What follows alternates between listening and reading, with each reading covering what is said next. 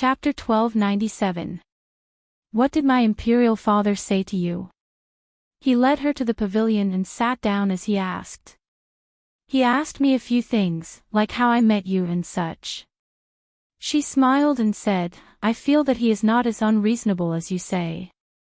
Hearing this, he pursed his lips and did not ask any more questions. Instead, he said, when we entered the palace, you only ate a few pieces of cake. Are you hungry? I will have someone bring some food over. As his voice fell, he called out. Ying Yi and Hui Lang, who had been following far behind, came forward. Master. Have the imperial chef bring some food over. He ordered in a deep voice. Yes. Hui Lang responded and turned to leave. Ying Yi stood guard outside the pavilion. Not long after, food was placed on the table in the pavilion. Fengzhou, who had taken off her veil, accompanied Xianyuan Mose to eat in the garden. The news naturally spread in the palace. When many concubines in the palace heard the news, they were shocked and curious. However, they did not dare to provoke the woman in red. Accurately speaking, they did not dare to provoke Xianyuan Mose. He was someone who dared to go against the monarch.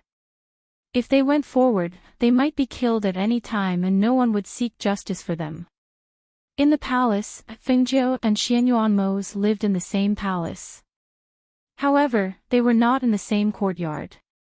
In the evening, a palace servant came to Fengzhou's courtyard. Fengzhou, who was not wearing her veil, was talking with Xianyuan Mose in the courtyard. Miss Feng, the monarch invites you.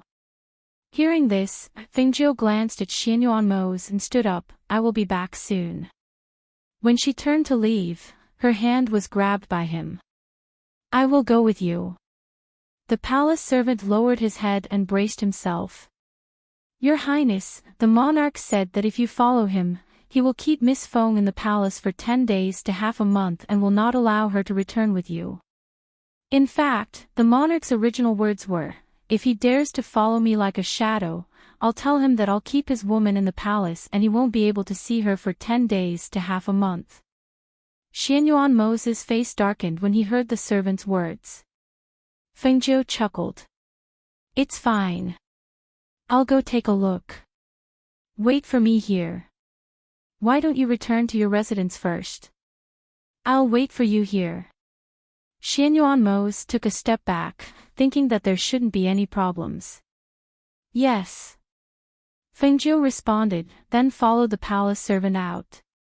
When they arrived at another palace, she saw that there were no less than 100 small plates on the long table. Each plate was filled with exquisite and small delicacies. She was a little surprised and her eyes flashed. Even at home, she didn't have so many delicacies prepared. Moreover, they were so exquisite. There were many things she had never seen or seen before. Looking at them made her feel a little hungry. The monarch, who was sitting at one end of the long table, glanced at her. Seeing that she couldn't move her eyes away from the delicacies, he snorted, Why are you standing there in a daze? Why aren't you coming over to serve this emperor? Ah! She looked at the monarch in astonishment. Serve this monarch. The palace servant stepped forward carefully and whispered, Miss Feng, you have to serve whatever the monarch asks you to.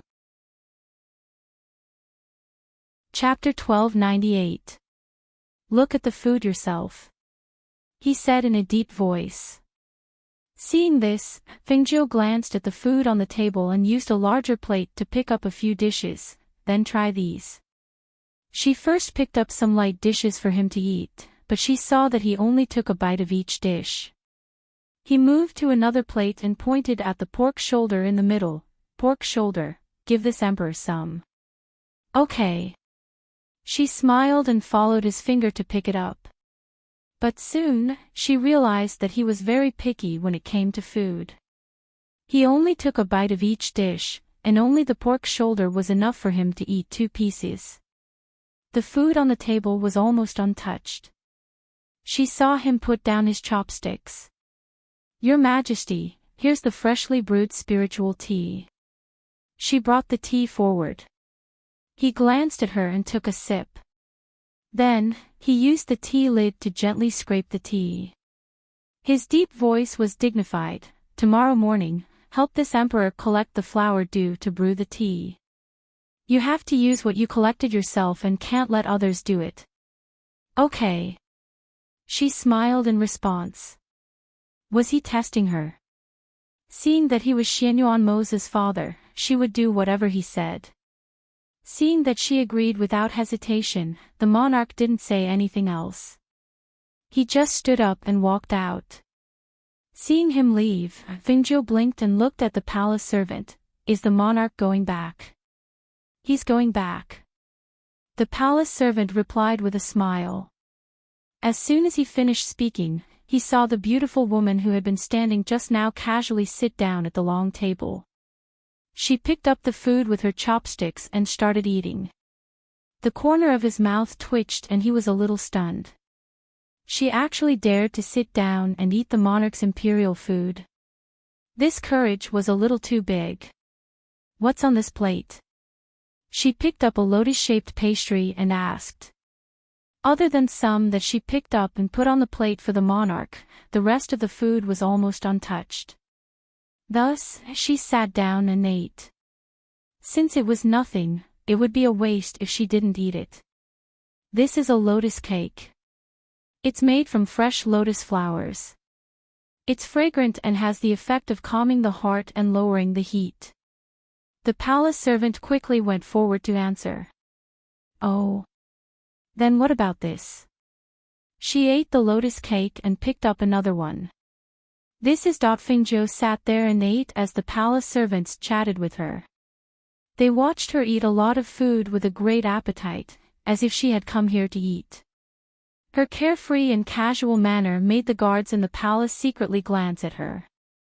When the monarch found out about what happened after he left, he was slightly surprised. Then, he smiled and said, that little girl is really open-minded.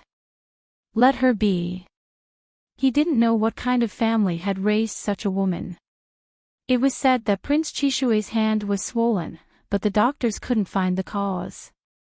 This made him have a whole new level of respect for her.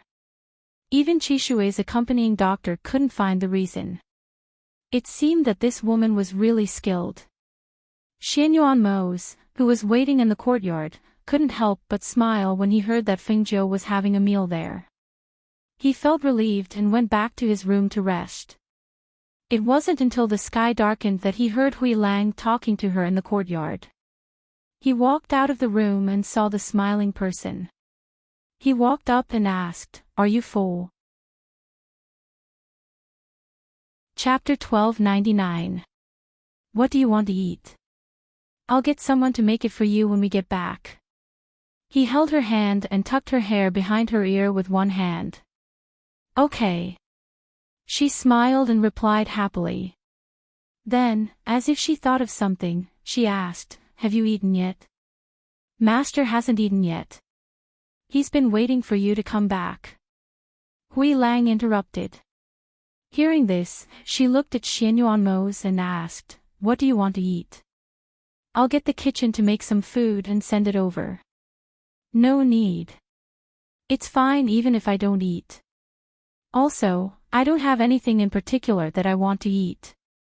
How can that be? If you don't eat until tomorrow, it won't be good for your body.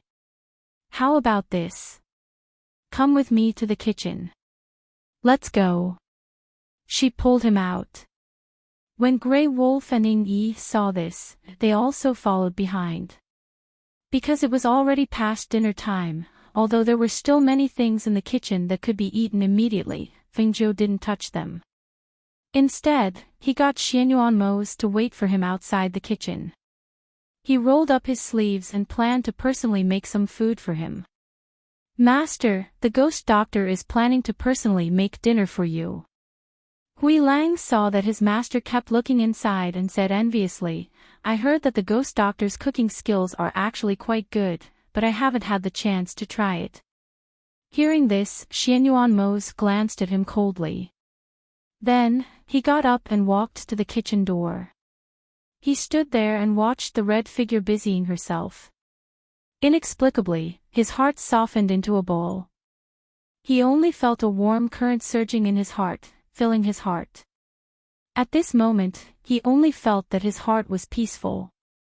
In his eyes, there was only the figure busying herself for him. This warm feeling was as if his heart had found a place to belong. It was very strange. It wasn't rice, nor was it porridge, nor was it dessert. She only made a bowl of noodles. She thought, he's already tired of eating those things. Then, she'll just make a simple bowl of noodles for him. Perhaps his appetite would be better. From kneading the noodles to boiling the noodles in the water, and then to putting the noodles into a bowl and arranging the side dishes, it took a full hour.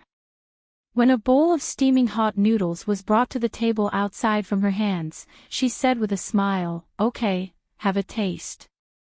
"How does it taste?" "All right." He nodded and sat down at the table. He looked at the simple and ordinary bowl of noodles in front of him, but after she made it, it became not simple.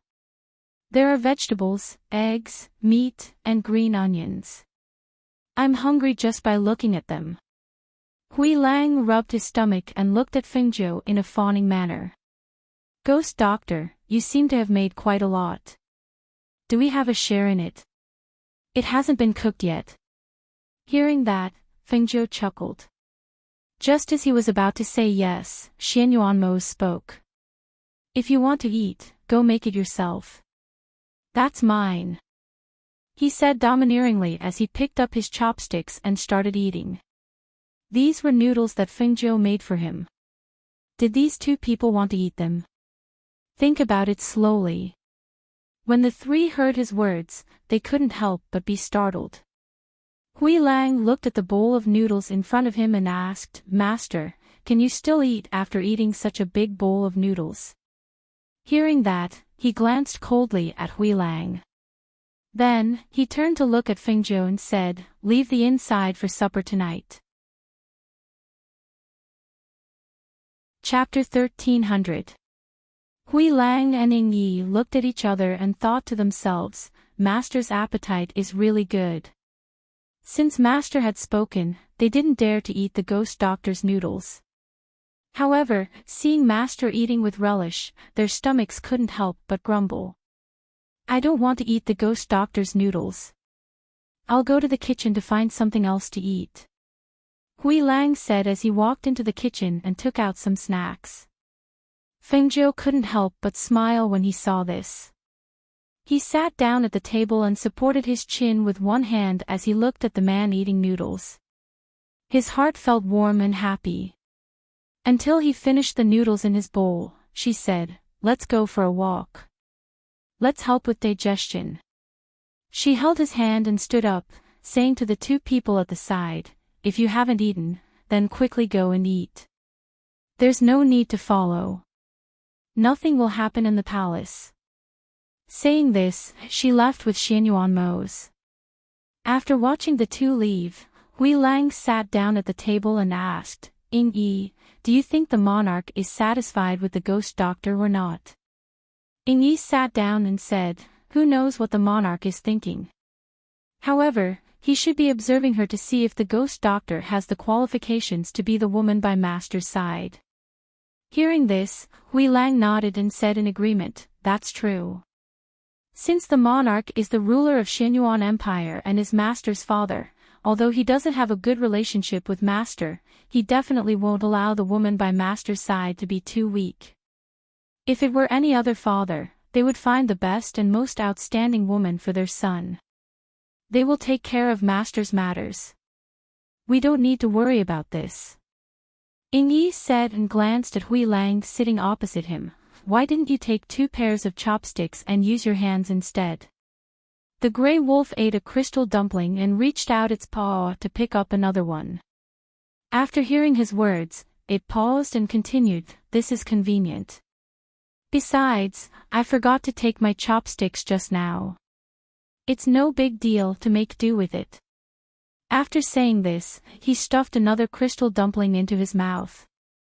Seeing him sitting there without eating, he asked, "You're not eating?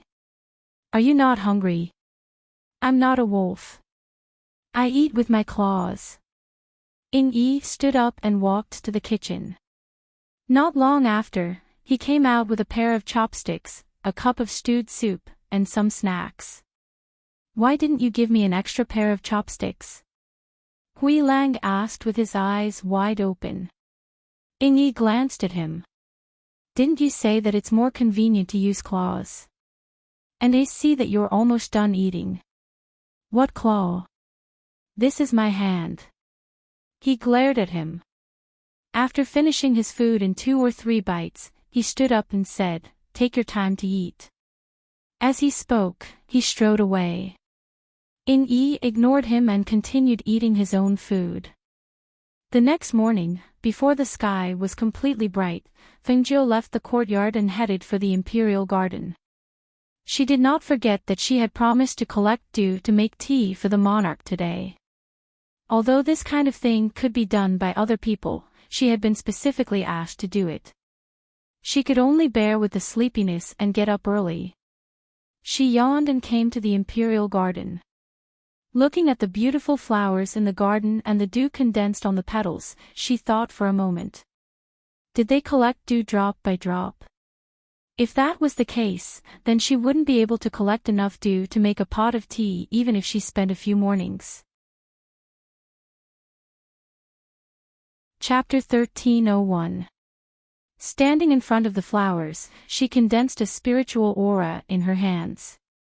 With a point of her finger, all the dew in the flowers in front of her was sucked up, condensing into a thin column of water and falling into the bottle through her finger. In the dark, the shadow guards who saw this scene were slightly surprised. Using spiritual energy to gather dew was not something that an ordinary person could do. One had to know that this was only collecting dew. If one did not control their spiritual energy well, not only would it destroy the flowers, the dew would also evaporate into mist. In the past, the dewdrops that the monarch drank were collected by the palace maids when they woke up early in the morning.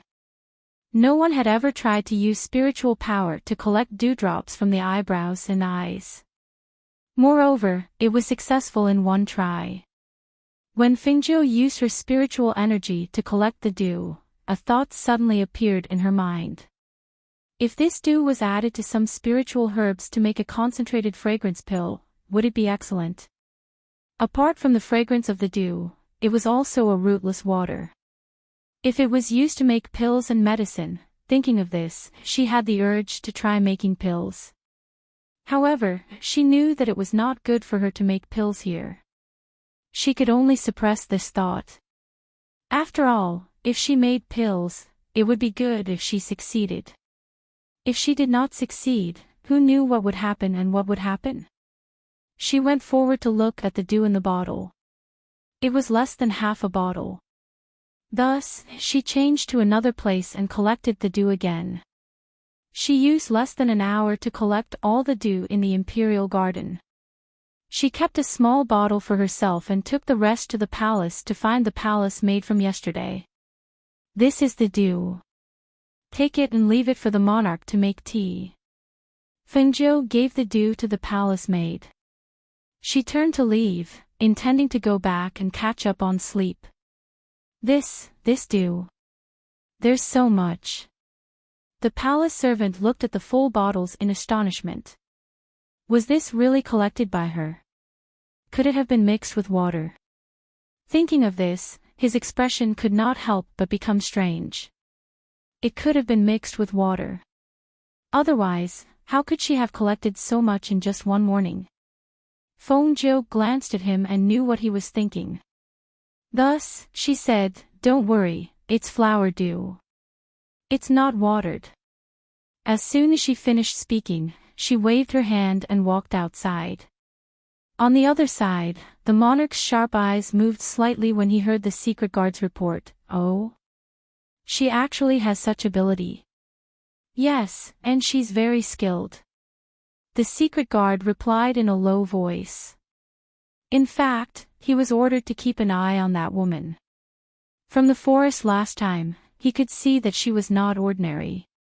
Moreover, her skills were better than the Chishue's third princess. Even Prince Chishue was not her opponent. If they weren't from the imperial family of the 8 great empires, they might be from some aristocratic families. The monarch listened thoughtfully and did not speak for a long time. Feng Zhou, who had returned to the courtyard, yawned as she entered the door. Once she felt sleepy, she became even more sleepy. She even felt like she couldn't keep her eyes open. Especially since she had only used about an hour to collect the flower dew. In addition, the sky was not completely bright yet. The dusky sky made her feel like it was still late at night. After entering the room, she took off her coat and threw herself on the bed. She pulled up the quilt and continued to sleep. Chapter 1302. And she was the only one on the bed, so she didn't go to the wrong room. Thus, without even opening her eyes, she fell into a deep sleep, curled up in the blanket. When Xianyuanmo's finished washing up and walked out, he didn't see anyone at the table. When he walked into the room, he actually saw her curled up in the blanket, sleeping. He couldn't help but stare blankly, then shook his head with a smile. He didn't wake her up, but walked out of the room, gently closed the door, and went to the courtyard, calling out, "Ing-yi. Master." A black-clothed figure instantly appeared in front of him. Where did she go so early in the morning? In his impression, if there wasn't anything important, she wouldn't wake up early. Which time didn't she wake up naturally? Looking at her, it was obvious that she hadn't woken up yet. Otherwise, how could she have entered the wrong courtyard and entered his room? The monarch ordered the ghost doctor to collect the 100 flower dew, so she left before the sun rose. When she came back, she was sleeping while walking, so she crossed her courtyard and entered Master's room. Ing-yi said with a smile on his face. Hearing this, Xianyuanmo was silent, looking at the room for a while without saying anything. After a while, he ordered, "Have the kitchen cook some porridge and prepare some side dishes.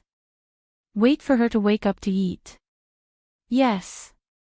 Ing-yi replied, and went out to give his orders. When it was close to noon, Fengzhou finally woke up. Only, when she woke up and saw the person sitting by the bed reading a book, she was stunned. "Why did you come to my room so early in the morning?" Xianyuanmo hooked his lips, and a smile bloomed on his lips. He patted her head with the book in his hand. "Stupid woman, look whose room this is." She blinked, looked around, and was slightly surprised. Then she smiled embarrassedly and quickly sat up. "So it was me who walked into the wrong room. I was thinking that it was still warm when I lay down in the blanket, but I didn't touch anyone, so I ignored it, hee. I've asked someone to prepare some food. Get up and eat. If you haven't slept enough, then continue sleeping." Hearing this, she rolled her eyes. "I'm not a pig." She lifted the blanket and got up, saying, "Bring me the clothes by the bed." Xianyuanmo stood up, put away the book in his hand, and handed her clothes. After she got dressed and washed up, he walked out. However, before he could sit down in the courtyard, a palace servant came in. "Miss Feng, the monarch invites you in." Upon hearing this, Xianyuanmo's face darkened. He said directly, "Get lost." The eunuch couldn't help but lower his head. He didn't dare to speak, but looked at Fengzhou. "I'll go take a look. You eat first. Don't wait for me." She patted his arm and pulled him to sit at the table. "I'll go with you." He stood up after being forced to sit down. He held her hand and walked out. "Sai!" Fengzhou shouted. She had no choice but to let him go. When they arrived at the palace, the monarch was sitting in front of a long table with squinted eyes. On the long table was a table full of delicious food. What was different from yesterday was that there was a chair and a set of chopsticks beside the monarch today. At this moment, a man in grey came forward and whispered a few words in the monarch's ear. The monarch opened his eyes and sneered. Does he think that I'll eat his woman? Chapter 1303. Yes. The grey-clothed man replied with a hint of a smile in his eyes. The monarch and the crown prince had never eaten together before, so he must be looking forward to it. Monarch. Fengjiu was led in by Xianyuanmose. She let go of his hand and bowed to him. Father. Xianyuanmose's voice was indifferent as he called out. This monarch told her to come. Why did you follow? Are you afraid that I'll eat her? The monarch snorted and glanced at him. Then he said to Fengjiu, why are you still standing there? Sit. Ah. Fengjiu was listening to him scold Xianyuanmose. She was startled when she heard his voice. What awe? I told you to sit down and eat with this monarch. Hearing this, her eyes lit up. She stared at the table full of delicious food and smiled happily. She pulled Xianyuanmose to sit down. Thank you, monarch. Xianyuanmose glanced at the 2 sets of bowls and chopsticks that were prepared, but he did not say anything. Eat. After eating, go back to where you came from. Don't be an eyesore here every day. The monarch said with a straight face, as if he was tired of them. As soon as he finished speaking, he picked up his chopsticks and started eating the food that the palace servant put in front of him. Fengjiu's eyes flashed. She looked at him, then looked at Xianyuanmose. She did not say anything, but she stood up and put some food on the plate. She brought it to the monarch. Monarch, tell me what you want to eat. I'll get it for you. The monarch replied and did not pay any attention to them. Try this. Xianyuanmose put something in her bowl. It's best to eat it while it's hot. Okay, I ate this yesterday. It's not bad. You should try it. She picked up something and put it in his bowl. At the main seat, although the monarch was eating, he was watching the 2 of them from the corner of his eye. He saw them helping each other with food from time to time. They did not speak much, but the trust and warmth between the 2 of them made the monarch's eyes burn. Narrowing his eyes slightly, he took a sip of the tea beside him to hide the strange expression on his face. However, at this moment, after Xianyuanmose scooped a bowl of soup for Fengjiu, she gestured to the monarch who was drinking tea. Seeing this, Xianyuanmose pursed his lips and his gaze darkened. He did not move for a long time. Seeing the woman beside him tugging at his sleeve and gesturing to him from time to time, he scooped another bowl and placed it in front of him. His voice was cold and hard as he said, "Don't drink tea while eating. Drink soup." The monarch was slightly taken aback. He lifted his eyes to look at the man and saw that he was already eating. If not for the piping hot soup in front of him, the monarch would have thought that he was hallucinating. Fengjiu smiled at the monarch. He did not say much and continued eating. After the monarch recovered from his shock, he put down the teacup in his hand and picked up the bowl of piping hot soup. He only felt numb in his heart and it was sour and astringent. It was as if something was stuck in his throat and he could not speak. During the meal, the atmosphere at the table was unusually quiet. Occasionally, only Fengjiu's laughter could be heard. Xianyuanmose's brief replies and the monarch, who was sitting at the main seat, stole glances from time to time. This meal took a full 2 hours before they finished eating. It was only when the monarch stood up and left without a word that Fengjiu put down his chopsticks. He rubbed his round belly and laughed happily. "I'm so full." Chapter 1304. When the 2 of them walked out together, Ying Yi and Hui Lang, who were waiting outside, silently followed them. Seeing them walk towards the palace gates, she couldn't help but ask, "Don't we need to say goodbye to the monarch?" "What's there to say? There's no need. As Xianyuan spoke, he didn't let go of her hand. However, after walking a distance away, he suddenly stopped in his tracks. "What's wrong?" She raised her head and asked, looking at him in surprise. Did he change his mind? Xianyuan stared at her and asked, "Where's your veil?" Fengjiu was stunned, then he chuckled. He took out the veil and waved it in his hand. "It's here." He took it and put it on for her. "There are too many people outside, it's better to put it on." "All right, I'll listen to you," she said with a smile, holding his hand as they walked towards the palace gates. They were leaving the palace. In her eyes, his father was just a father who didn't know how to express his feelings for his son. She thought that something must have happened between them, otherwise their relationship wouldn't be so stiff. However, they were father and son. As long as it wasn't a big mistake, there would be a day when the knot in their hearts would be untied. "Your Highness, Miss Feng, please wait a moment." Not far behind them, a hurried voice sounded.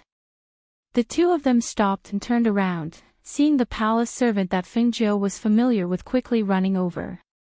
Gasping for breath, he bowed and presented a box with both hands. "Miss Feng, this is for you from the monarch."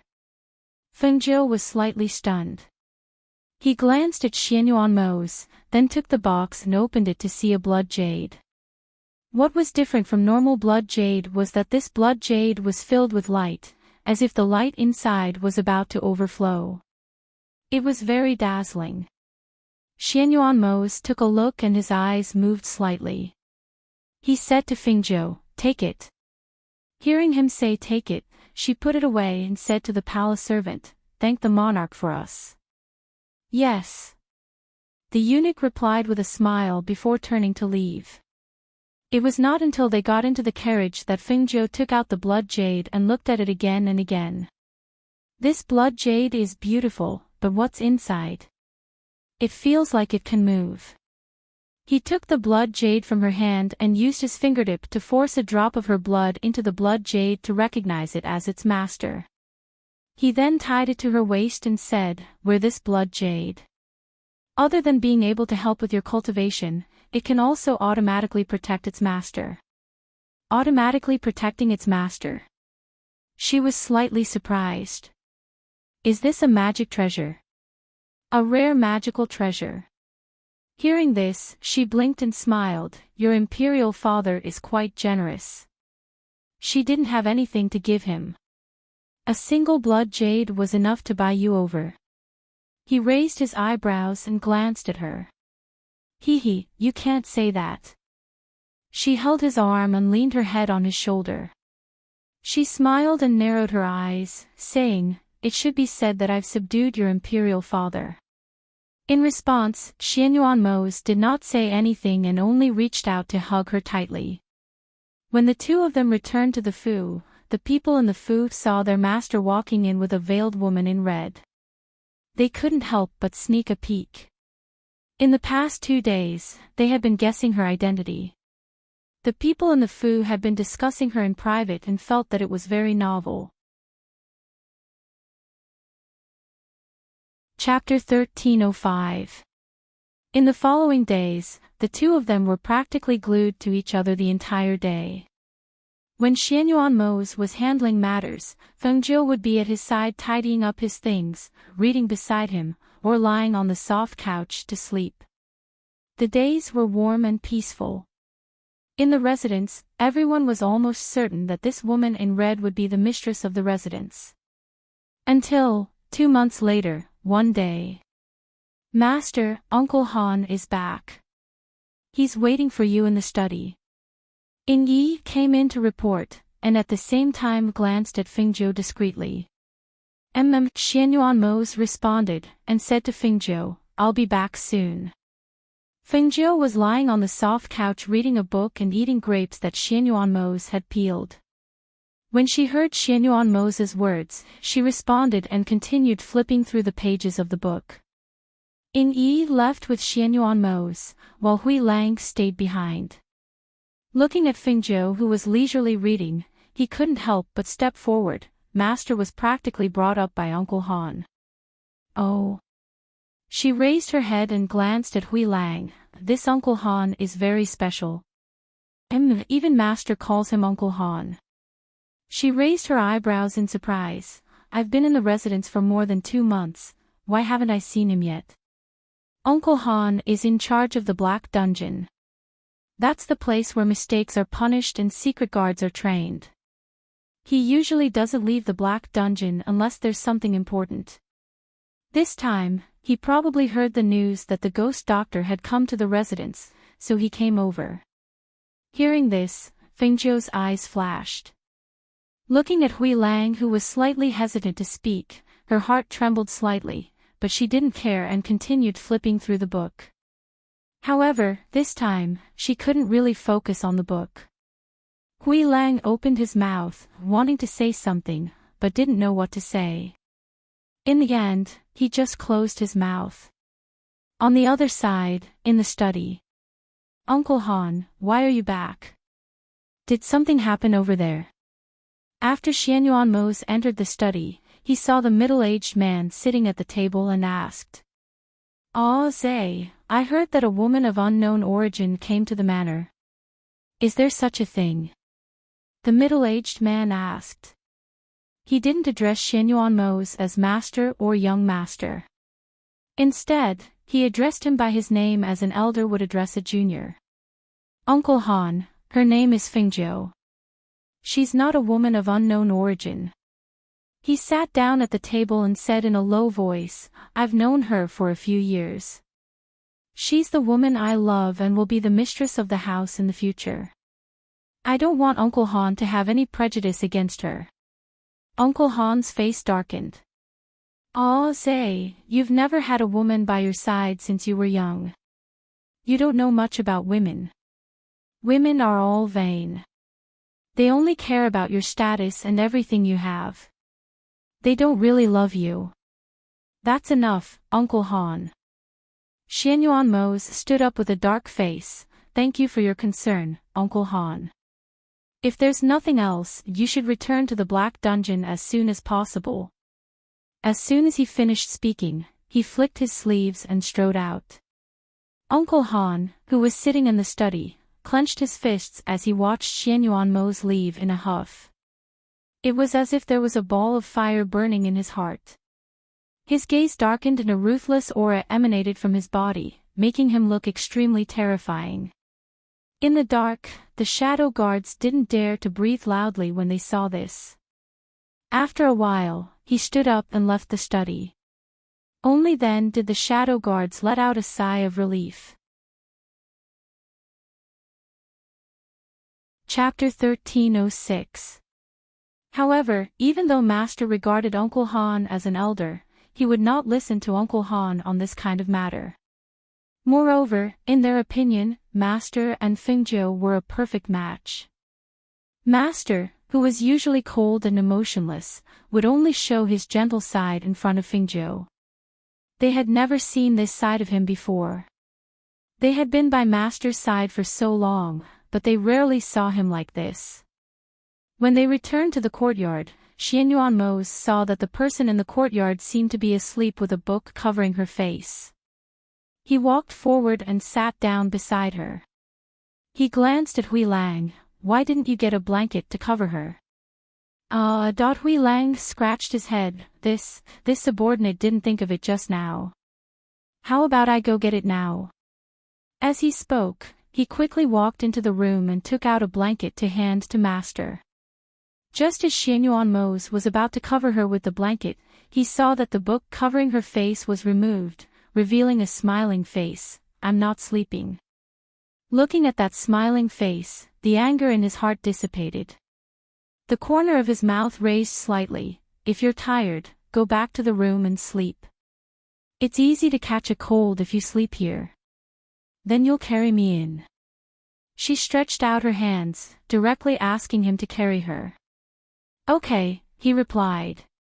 He got up and bent down to pick her up. Holding her in his arms, he walked into the room. Seeing this, Grey Wolf let out a sigh of relief and grinned. He turned around and saw a figure standing not far away, looking at this scene with a gloomy face. The smile on Grey Wolf's face froze, and he glanced at Ing-yi who was beside him. Uncle Han. Why did he come here? Did he want to see the ghost doctor? You too, come here. The middle-aged man standing outside the courtyard called out in a deep voice. Ing-yi and Hui Lang paused for a moment, then walked out. Greetings, Uncle Han. The two of them bowed and said. That woman has been living here all this time. Ing-yi pursed his lips and did not speak. Hui Lang smiled awkwardly. Uncle Han, her name is Fingzhou. She. Just a shameless woman. You don't have to tell me her name. He snorted coldly. When he thought of the scene he just saw, his gaze became even more malicious. Uncle Han, that's the woman Master likes. I think Uncle Han shouldn't be too presumptuous. Otherwise, if Master hears it, he won't like it. Ing-yi said coldly. He felt that Uncle Han was meddling too much. How dare you? Suddenly, Ing-yi's blood started to boil. He let out a muffled groan and staggered. A mouthful of blood came out from the corner of his mouth. Uncle Han, what are you doing? Hui Lang was shocked and quickly supported Ing-yi while glaring at him. What are you doing? Is this how you do things when you follow Master? You let some random woman get close to him. Do you know your sins? He shouted in a deep voice. His voice was like thunder in the hearts of the two men. They didn't even have a chance to speak because the other party was too strong. Strong enough to suppress them. In the courtyard, Xianyuan Mo's face darkened when he heard the commotion outside. Fengzhou raised an eyebrow and glanced outside. She had just laid down on the bed. She hadn't even covered herself with the quilt and there was already a commotion outside. I'll go out and take a look. You sleep. He pulled up the quilt and covered her with it, then turned and walked out. Chapter 1307. Outside, Uncle Han, who was scolding the two, saw the door of the courtyard open. His face darkened as he looked over. His gaze went past Xianyuan Mo's and landed on Fengzhou, who was dressed in red. Looking at the woman's beautiful face, he was even more certain that she was a vixen. When Fengzhou walked out, she sensed a sharp and hostile gaze staring at her and sizing her up. She raised her eyes and looked over, her gaze landing on the middle-aged man outside the courtyard. The man was dressed in black clothes, had a robust figure, and a piercingly cold aura. His entire body emanated a powerful and sharp pressure. As for his face, it was not ordinary, but it was not outstanding either. However, he had a dignified face, but at this moment, he looked a little sinister and gave people a bad feeling. Was this the Uncle Han that Hui Lang mentioned? Even if Xianyuan Mo's was brought up by him, he was too meddlesome. He even wanted to meddle with the woman by his side. This desire to control, really opened her eyes. Even the monarch of the palace, Xianyuan Mo's father, was not as meddlesome as him. Her first impression of this Uncle Han was very bad, and she was very displeased. If it were a relative, it would be understandable. However, he was neither a relative nor a friend. How could he meddle in her master's affairs just because of a bit of friendship? She did not know why Xianyuan Mo's kept such a person and let him manage his black prison. However, it was obvious that this person did not know that he had crossed the line. What happened?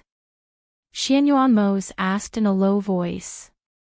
His gaze was fixed on Hui Lang and Ing-yi. Especially when he saw Ing-yi's pale face and blood at the corner of his mouth, his face darkened. Without waiting for Ing-yi and Hui Lang to speak, Uncle Han asked first, "Is this the Fengzhou you were talking about?" He stared at Fengzhou with a sharp and sinister gaze. She is really capable. Uncle Han. Xianyuan Mose looked at him and frowned. I told you to stay out of this. Ah, say, this demoness must know some kind of seduction technique. Otherwise, she wouldn't be able to charm you like this. You can't keep such a person by your side. If you really want a woman, Uncle Han can help you find one. There are many who are prettier than her. Hearing this, Fingzhou burst out laughing. She slowly stepped forward and came to Xianyuan Mose's side. She held his arm with both hands and leaned against him. Her beautiful face bloomed with an enchanting smile. Mose, who is this old man? Hearing this, Hui Lang Zini couldn't help but twitch the corners of their mouths. They glanced at Uncle Han, whose face was ashen, and tactfully retreated to the side. Old man, only the ghost doctor would dare to tease people like this. But then again, with the ghost doctor's personality, it would be strange if she still respectfully called out to Uncle Han after Uncle Han insulted her time and time again. His name is Han Rong. We all call him Uncle Han. Xianyuan Mose said simply. Oh. His surname is Han. I thought his surname was Xianyuan. She said carelessly.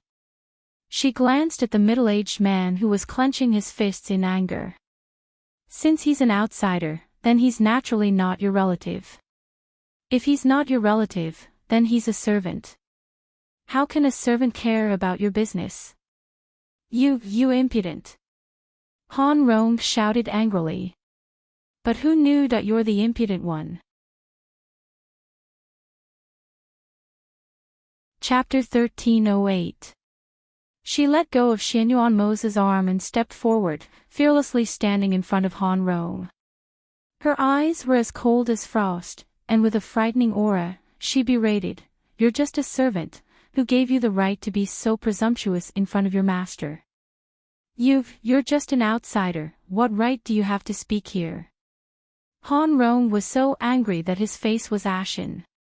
His chest heaved up and down violently, and his entire body was filled with hostility. He looked like he couldn't wait to kill Fingzhou. There was no doubt that if Xianyuan Mose wasn't standing there, he would have attacked already. Fingzhou sneered, I'm just an outsider. Ha, how can I be more than a servant like you? I watched Ah Zhe grow up. He angrily clenched his fists and shouted. So what if you watched him grow up? Did you give birth to him? Or did you raise him? Watched him grow up. Can you not differentiate between seniority and inferiority just because you watched him grow up? Can't differentiate between master and servant? Or are you trying to force me to repay your kindness? She stepped closer and closer, her words aggressive. Han Rong's face turned from green to black, and then to red. She opened her mouth but couldn't say a word. She could only stare at Fingzhou with a pair of angry eyes, as if she wanted to drink her blood and eat her flesh. Xianyuan Mose, who originally didn't look very good, heard Fingzhou's words, and his face softened. His eyes flashed with a trace of a smile undoubting. He didn't say anything, and let her handle it. In the future, she would be the mistress of this house. Although because of her relationship with him, the people in the house would acknowledge her, but it was hard to say if they would really obey her. She must have the ability and courage to handle things. Originally, he was thinking of how to find an opportunity for her. Now that Han Rong had personally delivered herself to his door, who else was more suitable than him to be the one to punish the chicken to warn the monkey? Using Han Rong, who was in charge of the black prison, as an example, who in this house would dare to not obey her? Ah Zhe, you're just going to let this demoness humiliate Uncle Han like this? He couldn't take it anymore and looked at the indifferent Xianyuan Mose. What I see is only you humiliating her, not the other way around. Xianyuan Mose's eyes darkened. He glanced at him expressionlessly and coldly said, Perhaps you should pay more attention to the rules of the Fu. Han Rong's heart sank when she heard him refer to himself as this lord. She knew that he wouldn't listen to anything she said now. If she mentioned it again, it would only make things more troublesome. At that moment, he took a deep breath and suppressed the anger in his heart. He tried his best to make himself look as calm as possible. Then, he said, "I understand. I'll take my leave first." As he said that, he cupped his hands and bowed. Without waiting for them to say anything, he turned around and left. Xianyuan stared at his back and frowned. No one knew what he was thinking. Fengjiu raised his eyebrows in surprise. That's it. She thought that he wouldn't be able to control himself and would make a move. It seemed that this person's endurance was really not ordinary. He could even suppress this kind of thing. Thinking about it from another angle, a strong person who was originally respected in this house could only suppress his anger and leave after being suddenly admonished. How much endurance did he have to be able to do that? Moreover, the person who admonished him was her. Even if Xianyuan said that she would be the mistress of this house, she wouldn't be the mistress of this house until she married him. However, he endured her admonishment and left. With this kind of endurance, how could anyone look down on him? What are you thinking about? Chapter 1309. I'm thinking, why did you keep such a person by your side? Why did you entrust him with such an important task? Based on his character, this was not right. Hearing this, Xianyuan's expression changed slightly. He looked in the direction that Han Rong left and said, he was never like this before. On the side, Grey Wolf supported Ying Yi and stepped forward, quickly saying, yes, he really wasn't like this in the past. In the past, he was wholeheartedly thinking about Master and the house. He never did anything out of line. Today, he went too far, it really surprised people. Fengjiu was deep in thought. Never like this before. Just because of her. Could it be that she really had a bad first impression of him, so she misunderstood that he was a scheming person?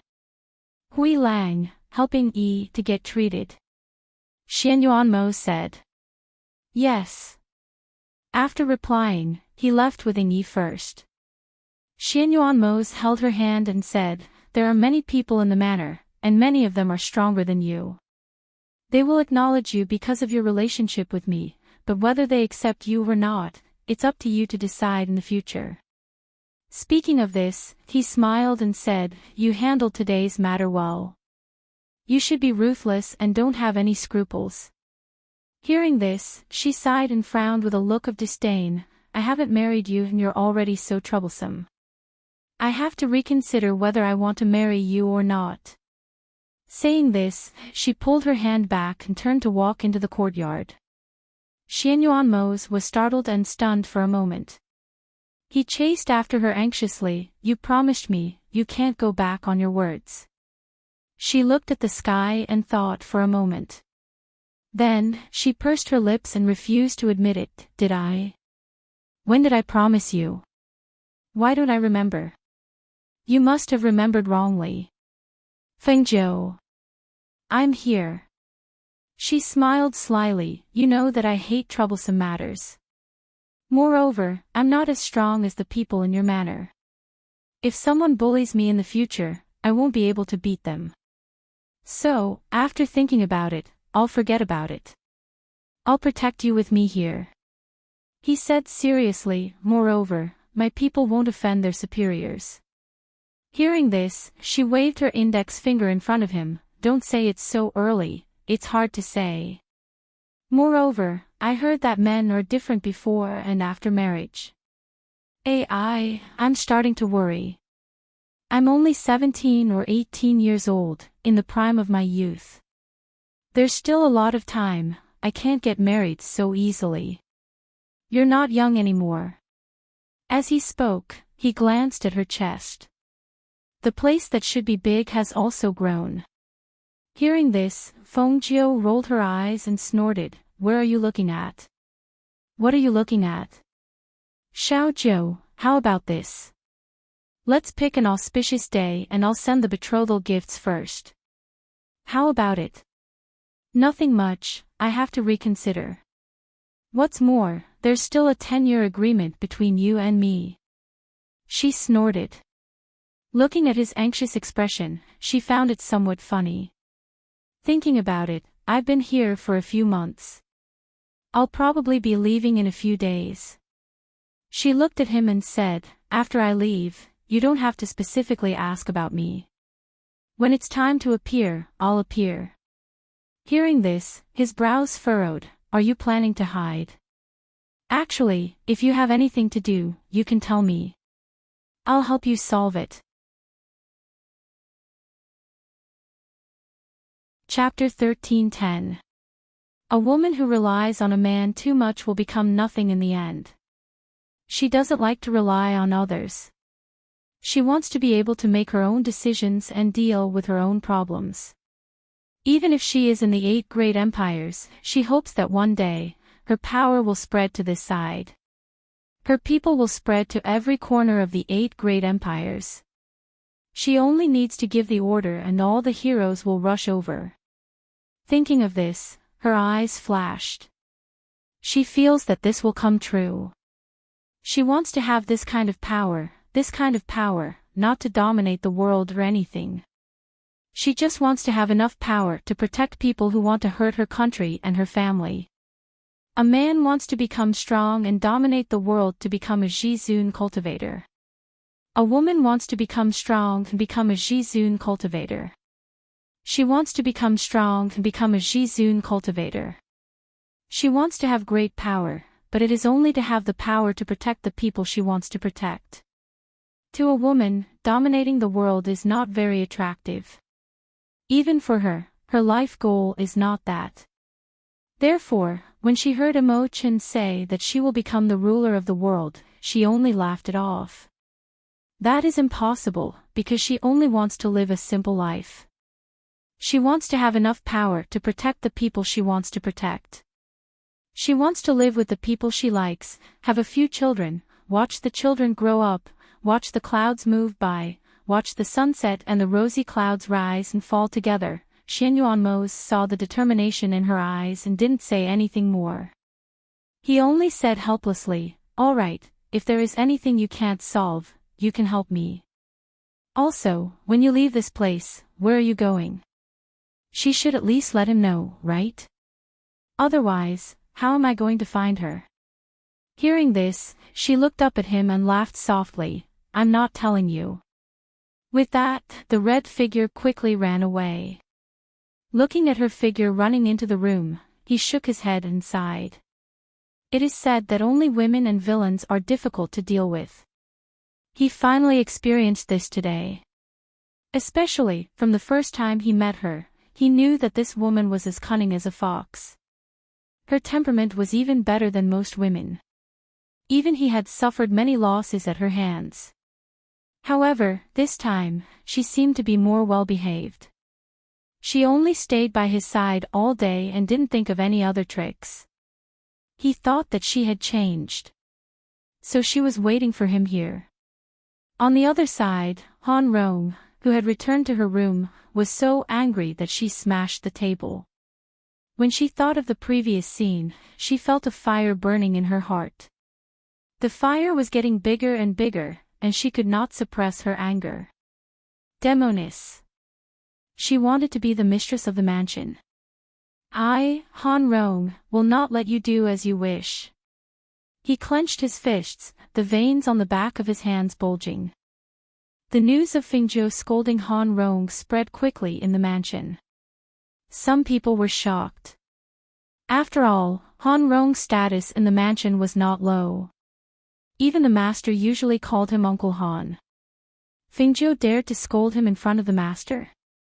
More importantly, master didn't stop him. For a moment, they thought in their hearts and couldn't help but re-evaluate Fingzhou's position in their master's heart and in the manor.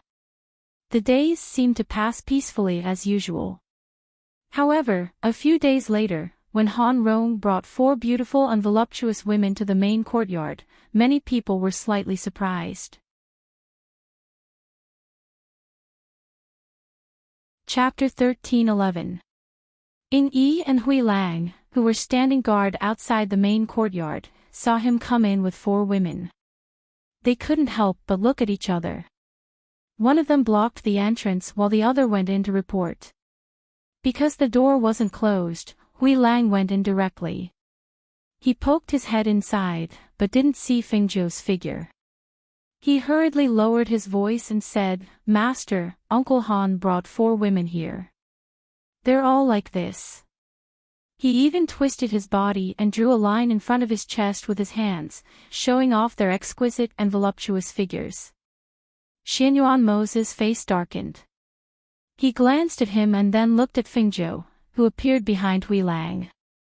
Seeing that his master's gaze was looking behind him, Grey Wolf felt a chill run down his spine and hurriedly turned around. When he saw the red figure standing there, he couldn't help but smile in embarrassment. Ghost doctor. Hui Lang, you're quite good at drawing. Your waist is also quite soft. I didn't know you had such potential. Fengzhou said with a smile that wasn't a smile. Actually I just came in to report.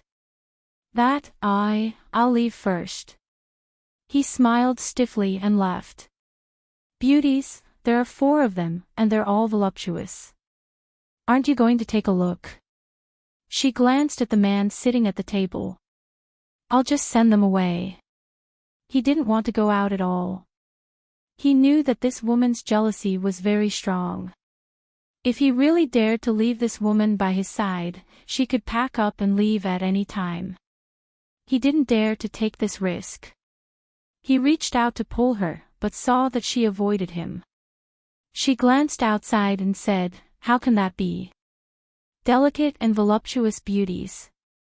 Even if you don't want to take a look, I want to take a look. What's more, it's your Uncle Han's good intentions, right?" As soon as she finished speaking, she really walked out.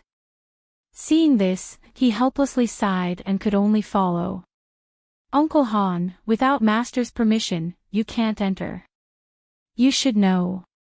In Yi's face was cold and expressionless as he spoke. He blocked the entrance to the courtyard, not allowing him to take a step forward. Han Rong's face was gloomy.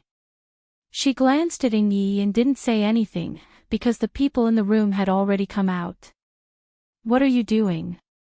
Xianyuan Mo's voice was low and cold. Say, Uncle Han knows that he went overboard that day, so he's here today to apologize to Miss Feng. He said to Xianyuan Mo's, then looked at Fengzhou. His eyes moved slightly as he said, "Miss Feng, this Han has specially come today to apologize. I know that Miss Feng has been in the manor for so long and doesn't even have a servant girl to serve you, so I specially picked a few people to serve Miss Feng." As soon as he finished speaking, he turned around and shouted at the women beside him, "Why aren't you coming forward to greet Miss Feng? This servant greets Miss Feng." The 4 of them curtsied and bowed. Their voices were gentle and flirtatious. When they bent over, their breasts were faintly discernible. When they raised their eyes again, their eyes were like limpid autumn water, charming like silk. It was very moving. Hui Lang was speechless. It couldn't be, right? These 4 delicate and voluptuous beauties were prepared for the ghost doctor? If they were given to the ghost doctor, a woman like her wouldn't be able to enjoy them. He originally thought that they were here to give to Master. But it was also true. This Han Rong knew that Master wouldn't accept them, so he said that he was here to apologize. However, this apology was fake, and the real purpose was to give them away, right? Chapter 13:12. Xianyuan Mo's furrowed his brows and looked at Fengzhou. When he saw her glowing eyes staring at the 4 women, the corner of his mouth couldn't help but twitch, and he looked away, speechless. "Are you really giving me these plump beauties?" She stepped forward and touched one of the hands. "They're so smooth. What are you applying?" The beauty whose hand was touched by her stiffened and didn't dare to withdraw her hand. She could only brace herself and say softly, "Miss Fong, this servant uses pearl cream on my hands." "Oh, so you use pearls. No wonder they're so smooth." She nodded and let go of the woman's hand. She lifted the woman's chin and said, "Their looks are quite pleasing to the eye. Their skin is so white. I'm envious." Ying Yi and Hui Lang lowered their heads and hid the smile in their eyes. Han Rong frowned slightly and was a little surprised. He thought she would be angry, but who knew she would flirt with the women in front of them? Was this demoness really a woman? "Are you really giving these beauties to me?" Fingzhou turned around and asked Han Rong. "Take them back. They're an eyesore." Before Han Rong could say anything, Xianyuan Mose couldn't take it anymore. His woman didn't flirt with him and went to flirt with the other women. If they really stayed, what would happen in the future? Seeing this, Han Rong smiled. "Ah, say, Miss Fong also needs someone to take care of her." He looked at Fingzhou. "Are you satisfied with these people?" "Satisfied, of course I'm satisfied.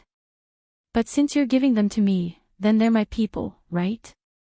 What if I accidentally kill them? You won't make trouble for me, right?" She smiled innocently and looked at Han Rong. Hearing this, Han Rong's heart moved and he looked at her. "Haha, of course not. Since I'm giving them to Miss Fong, they're naturally Miss Fang's people. Whether they live or die has nothing to do with me. But I think, since I'm giving them to Miss Fong as an apology, Miss Fong won't let them die so easily." "Of course," she replied with a smile. If these people dared to have any thoughts that they shouldn't have, she wouldn't let them die. At most, she would make them wish they were dead. "Since that's the case, I'll take my leave first." As he spoke, he glanced at Xianyuan Mose before turning to leave with a smile. "Why did you keep them here?" Xianyuan Mose asked. She could have rejected him, but she chose to let him stay. She glanced at him, her eyes narrowed into slits as she smiled and said, "Of course. Otherwise, the days would be too boring, wouldn't they?" As soon as she finished speaking, she looked at the four beauties in front of her and asked, "What are your names?" However, just as they were about to say their names, Fengzhou waved his hand and said, "Let's call the four of you Spring, Summer, Autumn, and Winter. Don't come to the main courtyard unless I tell you otherwise." "Yes." The four of them replied, not daring to refute. "Hui Lang, if there's anything you need them to do, I'll leave it to you," she said as she looked at Hui Lang. "Ah. Me?"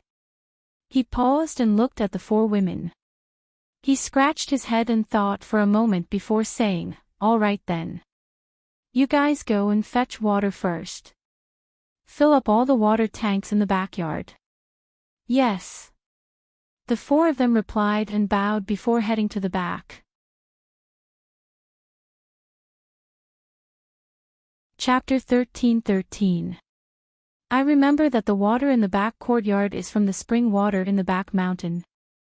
Furthermore, the bucket seems to have a sharp bottom. Fengzhou raised an eyebrow at Hui Lang. "Heh, that's right. It's the spring water from the back mountain. It'll probably take a full day to carry the water. Ghost Doctor, I'm helping you send them away, so that they won't be an eyesore in front of you and Master." She chuckled. How can they be an eyesore? Those four beauties with voluptuous figures swaying in front of my eyes like delicate flowers are a feast for the eyes. But Master thinks that they're an eyesore. Master only has eyes for you. With you around, no matter how beautiful the women are, they won't be able to enter Master's eyes," he said fawningly. Hearing this, Xianyuan Mose curled his lips and glanced at Hui Lang before reaching out to hug Fengzhou. "Do you want to go out for a walk today? I'll accompany you." "No, I plan to stay here and enjoy the carefree days of being waited upon."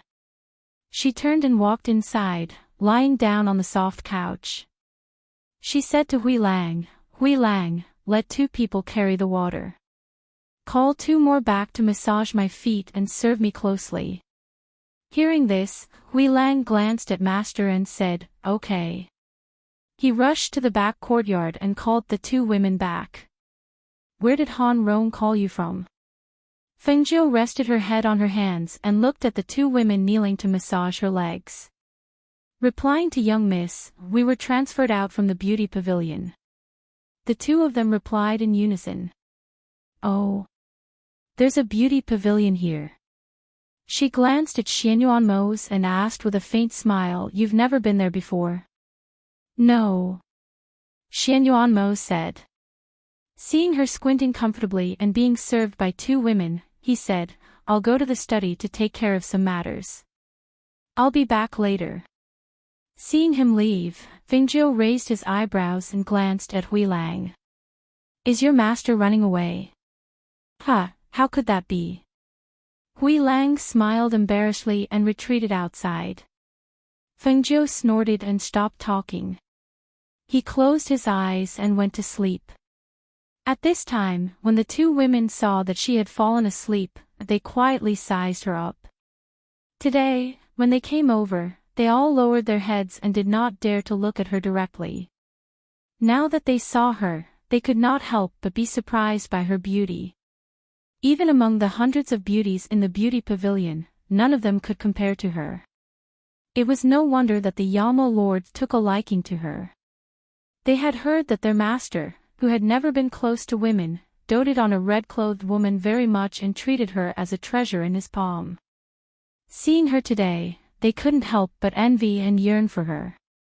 If they could also obtain master's pity, how good would that be? Thinking of this and what Han Rong said, the 2 women looked at each other and couldn't help but lower their gazes and gently massage her legs. At night, the sky was filled with stars and the courtyard was quiet. After returning to the main courtyard to have dinner with Fengjiu, Xianyuan Mose returned to the study to take care of unfinished business. He was busy until late at night. Fengjiu was already lying on the bed resting. At this time, a woman came to the study with ginseng tea.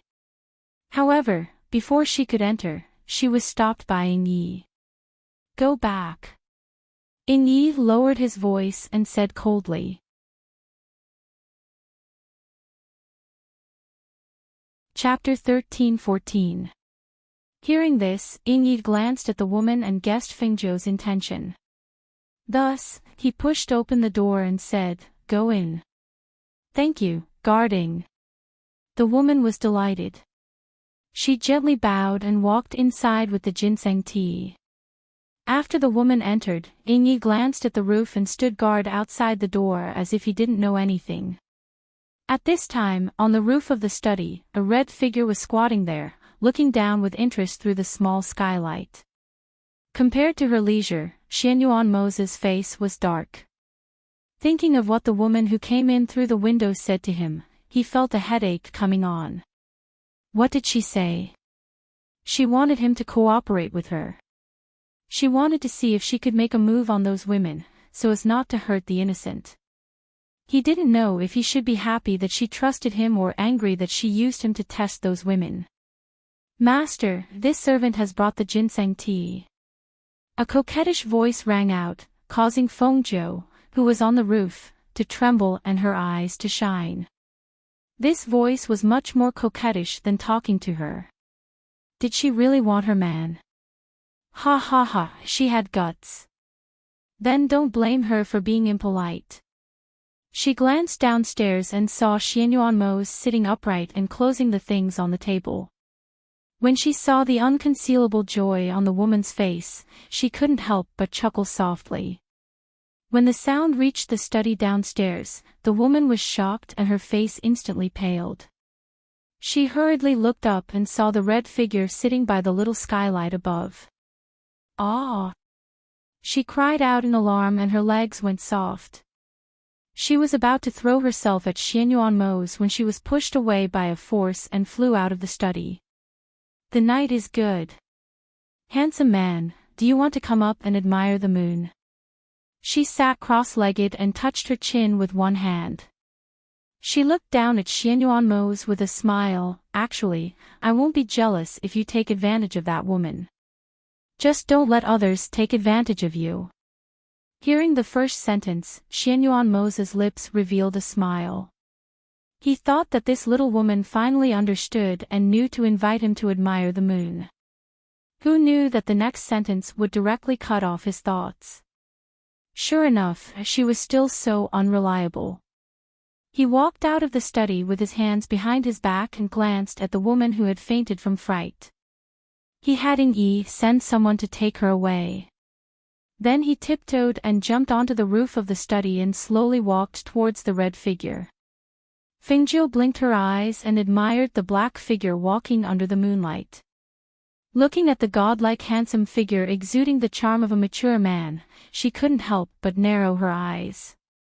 She felt that her taste in men was really good. Such an outstanding man, she directly hugged his thigh. As for the crafty and quick-witted Fengjiu, she sat leisurely on the roof. She rested her chin on her hand and looked at him with a smile. In Xianyuanmo's eyes, she was like a seductive spirit under the night sky, seductive and captivating.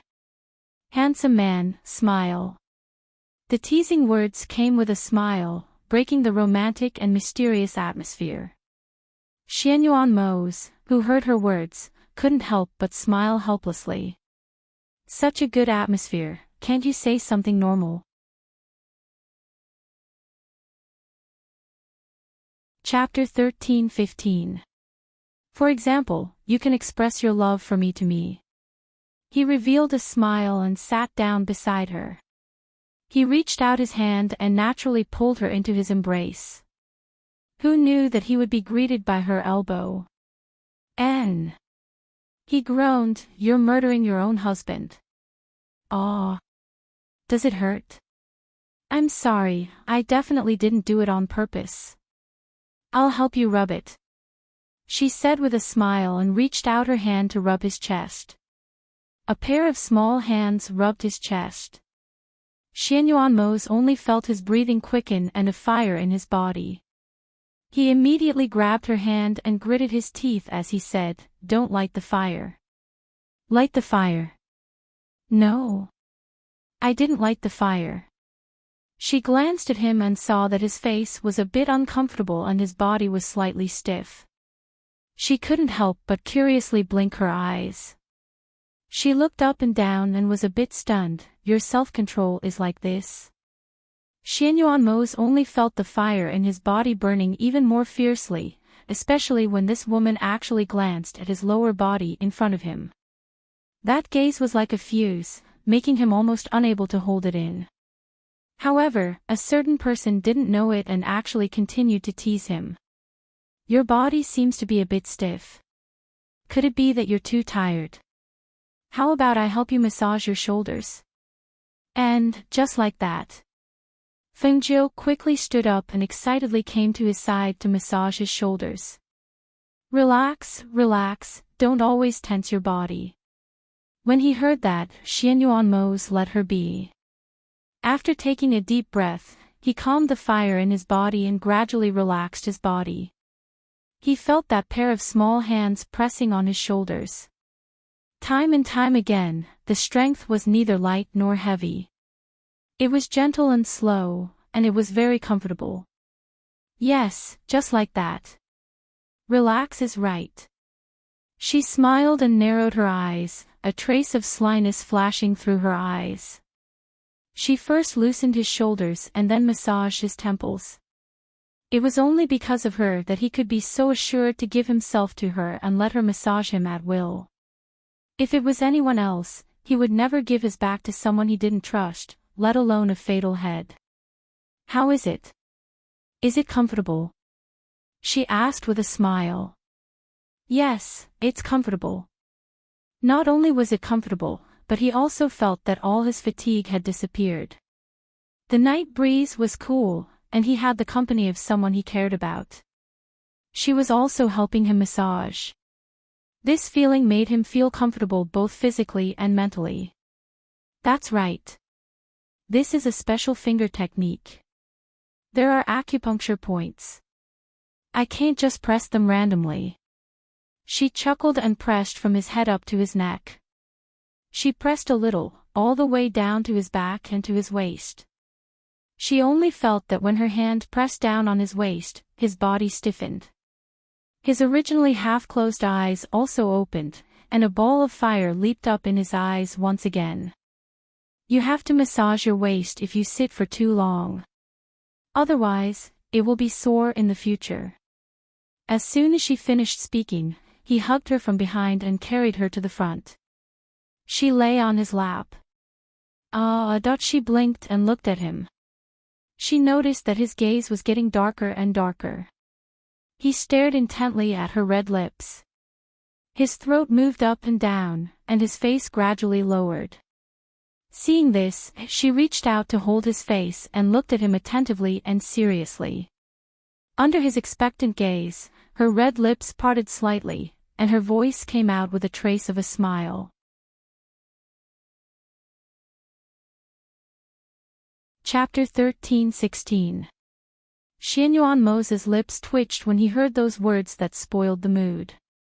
His entire body froze on the spot as he stared speechlessly at the silhouette that instantly leapt up from his lap, giggling as she quickly ran off. Seeing the red figure disappear into the night with a few leaps, only her clear and melodious laughter could be heard in the wind. He couldn't help but let out a heavy breath. This woman. She was the one who flirted, and she was the one who ruined the mood. What was he supposed to do with this annoying little vixen? He sat on the rooftop, enjoying the night breeze. Even the cool night breeze couldn't suppress the heat in his body. He was a man. If he was teased again and again, he would suffer internal injuries. On the other side, Fengjiu had already returned to her room in the courtyard. After closing the door and windows, she hid under the blanket and laughed. All right. She admitted that she had done it on purpose. She had only wanted to test his self-control. Who knew that he would have no self-control? When she thought of his expectant gaze and the way he froze in place, she couldn't help but laugh. As for Xianyuan Mo, who had returned to the courtyard, he glanced at her room and shook his head.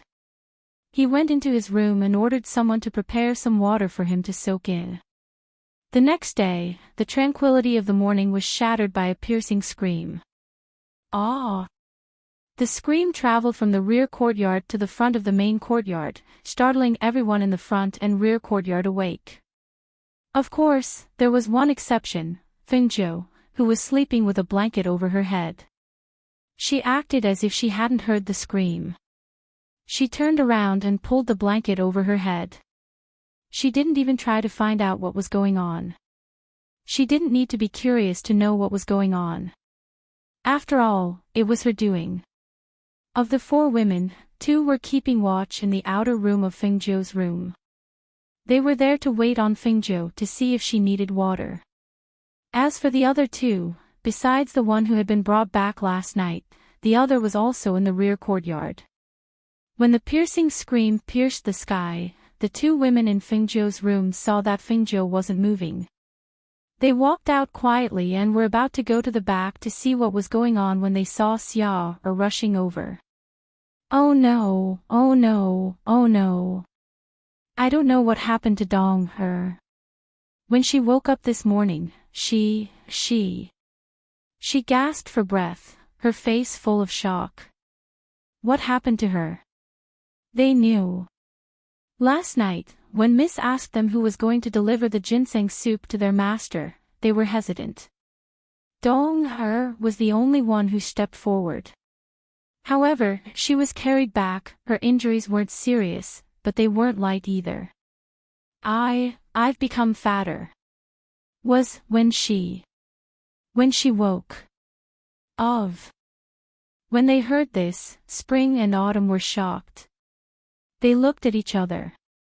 Chun said, "Go and take a look. Miss hasn't woken up yet. It's better if I stay here." "All right, I'll be back soon," Xiao said. She followed Xia to the rear courtyard. As she walked, she was shocked. How could she gain weight overnight for no reason? Furthermore, she was in the residence. If that was true, then it could be. When she thought of this, she couldn't help but shiver. Chapter 13:17. The person crying on the bed lifted her head. Her face was so swollen that it looked like someone had blown air into it. The two of them gasped in shock as they covered their mouths and took a step back. I don't know what happened. I woke up like this in the morning. Dong-er cried on the bed as she pulled up her pants to cover her head. She was too ashamed to face anyone. After she calmed down, Chun-er's gaze flickered. Don't cry. It's probably just a little swollen. It's fine as long as there's no other problem. When Miss wakes up, I'll tell her about your situation. The two of them comforted her. After a while, they left and went to the front. After speaking to Chio-er for a while, the three of them looked at each other and found Hui Lang. Captain, Dong-er. The two of them told Hui Lang about what happened in the backyard. Hui Lang's face twitched when he heard this. He said, you can talk to Miss about this when she wakes up. With that, he flashed out. What a joke. It was obvious that the ghost doctor was behind this. Asking him to deal with it. Forget about it. When the three of them saw this, they didn't dare to say anything. They quietly guarded the room and waited for Fengzhou to wake up. Fengzhou finally woke up at about the end of the morning. After she washed up, she walked out of the room. The three of them looked at each other and tried to push each other to get the person beside them to speak. In the end, it was Chio-er who carefully reported, Miss, I don't know what happened to Dong-er. She's gained 2 rounds of weight overnight. Oh. Is that so? It's fine. I know medicine. I'll take a look at her later. As she spoke, she glanced at the other room in the courtyard. Is the person over there not awake yet? He left early. Chun said. Oh. Fengzhou nodded. Then what are you waiting for? Did you forget that you're here to serve me? Go to the kitchen and see what's there. Bring some over for me. Yes. The three of them hurriedly went to prepare the food for her. After Fengzhou ate her fill, Xianyuan Mose didn't return. Therefore, she said, let's go. Let's go and see her. Thus, the three of them followed behind her and headed to the backyard with apprehension. Looking at the fat man, Fengzhou couldn't help but sigh. The effect of the medicine was really strong. She had only casually stuffed a strange pill into her mouth, but she had grown fat overnight. It was as if she had blown air into a rubber bowl. It was inconceivable. How do you feel? Other than being fat, are there any other discomforts in your body? She took out a small notebook and asked as she jotted it down. This was a book that recorded the effects of those strange pills. No, young miss, please save me. Dong-er cried and begged. It's fine. Wait a moment, I'll find a pill for you. Fengzhou waved his hand and took out a dark red pill. Dong hesitated as she looked at the dark red pill. She was a little uneasy as she looked at Fengzhou. She didn't dare to eat it. That pill didn't look like an ordinary pill. Would there be any problems if she ate it? However, just as she opened her mouth, a stream of air hit her and hit the acupuncture point on her chest. She cried out. At the same time, Fengzhou flicked the pill into her mouth. You should be glad that you have the chance to taste my pill. She clapped her hands and looked at Dong-er, who had swallowed the pill. Wait a moment. Tell me if there are any symptoms.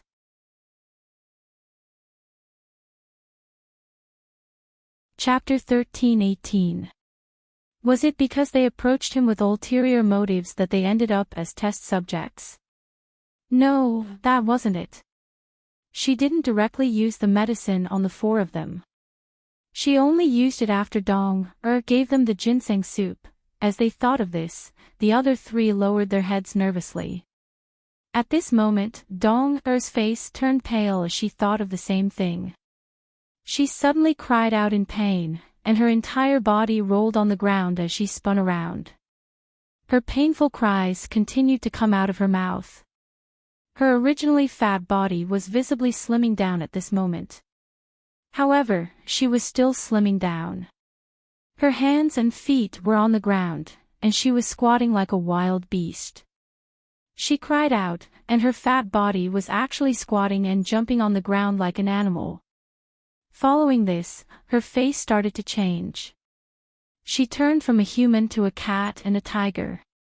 The most unbelievable thing was that a strange tail grew out of her back. Ah! Chun, Xia, and Chio were shocked by this scene. They covered their mouths and exclaimed as they retreated to one side. Oh! So that's a beast pill. Fengjiu looked at the tail that grew out of her body. He was very curious as to how this tail grew out. As she watched, she wrote down the changes that happened to Dong-er after she ate the beast pill. However, at this moment, Dong-er, who was almost like a wild beast, suddenly turned her head. Her bloodthirsty eyes stared at Fengjiu, who was sitting by the table and writing something. She suddenly leaped forward and pounced over.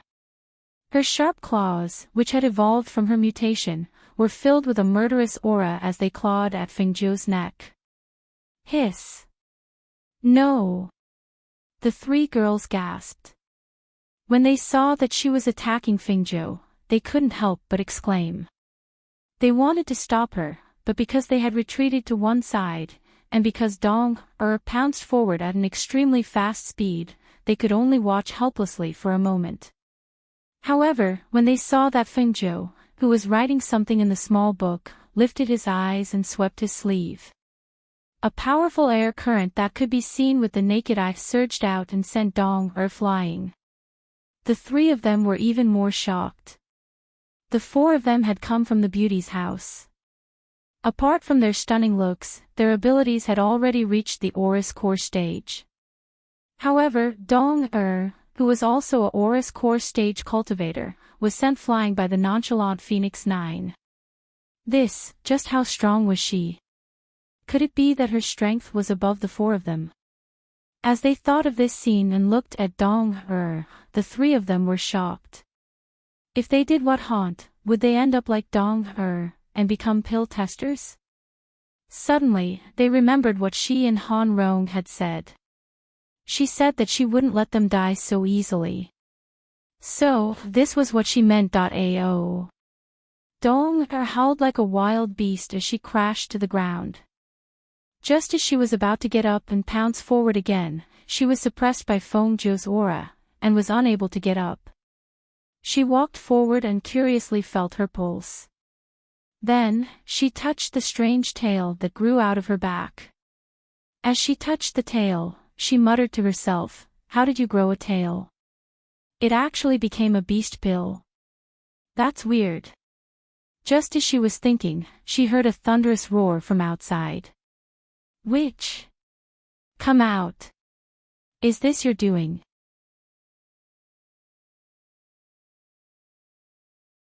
Chapter 13:19. Pft! A loud fart sound rang out, causing the hidden guards to be stunned. They looked strangely at Han Rong, who looked as if she wanted to kill someone. Fengjiu walked out from the backyard, followed by the three servant girls. Perhaps they were shocked by Dong-er's current appearance, but they all lowered their heads and respectfully followed 3 steps behind Fengjiu. They put away their flirtatious looks and replaced them with humility and respect. What's going on now? Fengjiu glanced at the furious and embarrassed Han Rong, wrinkling his brows and covering his nose. You're too rude. Pfft. As soon as Fengjiu's voice fell, he heard Han Rong farting again. Instantly, his entire face turned red. He had never been so embarrassed before. He only felt that the prestige he had built up over the years had been destroyed because of this uncontrollable fart. Witch! It's you, isn't it? When did you take the opportunity to attack me? How dare you? His face was red as he glared at her. Take out the antidote. Pfft. The frightening aura that came from the fierce and furious voice was destroyed by the sound of another fart. In the shadows, the hidden guards were stunned. In the courtyard, Fingio covered his nose and took a few steps back, staring coldly at him. Witch? Ha! How dare you? Take out the antidote. Otherwise, I'll kill you. Just as his fierce voice sounded, the furious Han Rong sucked in his palm, and a wave of spiritual energy surged in his palm. In the next moment, his figure suddenly shot out, rushing towards Fingio. His speed and the ferocity of his attack made people's hearts jump. Whether it was Chun, Xia, or Chiu, or the hidden guards, they all saw that Han Rong wanted to take Fingio's life. The hidden guards saw that the situation was not good and quickly went to report to their masters. At this moment, Hui Lang, who had just returned from a walk, saw the two people fighting in front of the courtyard and quickly ran forward to shout. Han Rong! What are you doing? Is that someone you can touch? Stop it now! A dark light flashed in Han Rong's eyes. Since she had made a move, she had to kill this demoness before Aze arrived. He would never let this demoness live by Aze's side. Powerful airflow and pressure rushed out. Fingio, who was standing there, narrowed his eyes. Apart from the time in the Forest of Death when he felt the pressure and airflow stronger than the nascent soul stage, this was the second time he felt it. This was the level above the nascent soul realm, which was the true power of the fairy realm. The pressure and airflow were powerful enough to destroy everything, especially the wind blades that were flying towards her. They were so strong that her cheeks hurt. If she didn't have the protection of the ancient pressure, she wouldn't even be able to make a move against such an expert. With a move of her hand, the red silk around her waist wrapped around her hand. The red silk, which had been infused with spiritual energy, instantly turned from a belt into an offensive weapon. With a whoosh, it flew out and met the attack that was coming towards her. Above the red silk, there was a sharp aura of spiritual force that formed a blade of qi. The two figures moved together, and there was only the sound of qi being refracted. As the two of them exchanged blows, the powerful pressure caused the blood in the hearts of some of the shadow guards to churn. Blood flowed out from the corners of their mouths, not to mention the three maids. They wanted to go down and help.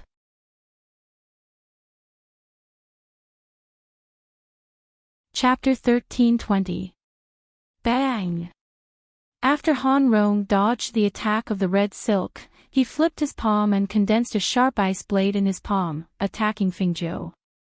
When Fengjiu saw this, she immediately used her red silk to block it. The ice blade, which was as thick as a finger and had a sharp tip, landed on her red silk.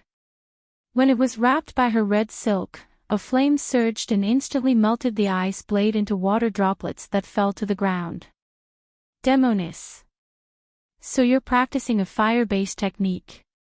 Seeing this, Han Rong's eyes flashed and he spoke in a gloomy voice. Just as he finished speaking, the sound of a fart was heard. This loud fart sound was extremely clear and strange. At the same time, it was like oil had been poured on Han Rong's heart, making him go crazy and want to kill Fingio. When Fingio changed from defense to offense, he gathered his hands together and the air in the air was instantly controlled by him. It condensed and enveloped her. The pressure of a fairy realm expert in the air enveloped her, and the air current rose several feet high. It was as if empty tide was pressing down on her, and it was very aggressive. He wanted to take her life in one blow, so he poured all of his energy into this blow. In an instant, the sky changed color and the wind and clouds surged. In the sky, dark clouds filled the sky, and thunder rumbled. The sand on the ground was swept up.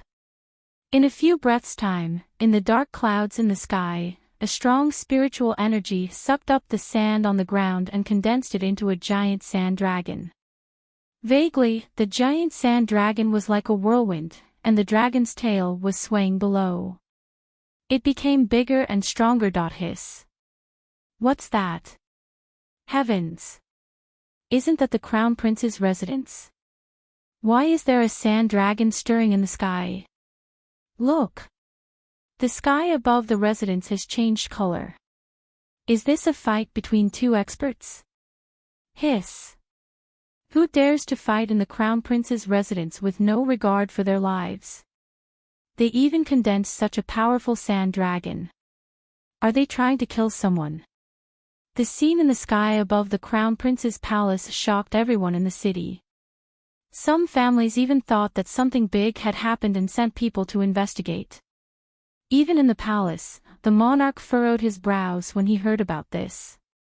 He ordered people to find out what was going on.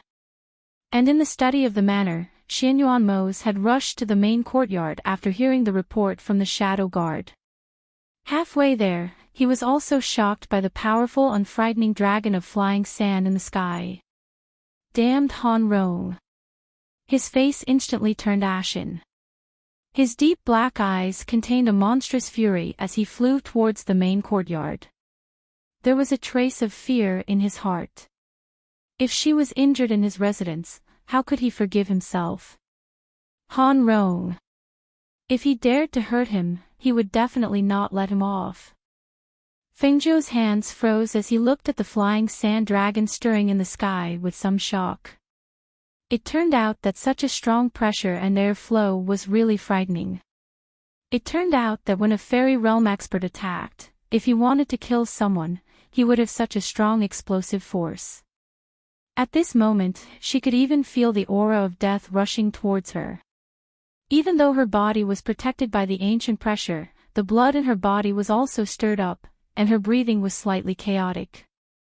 At this moment, she heard a furious voice coming from somewhere in the residence.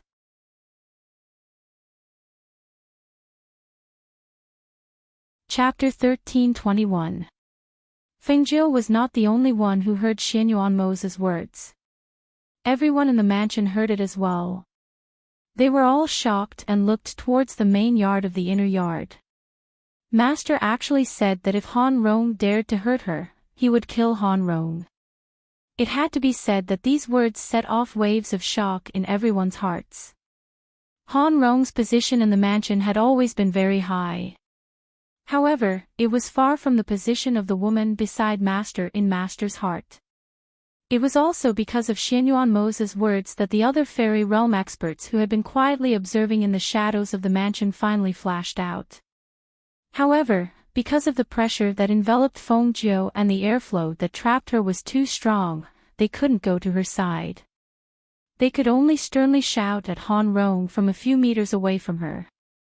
Han Rong! You have no respect for your seniors.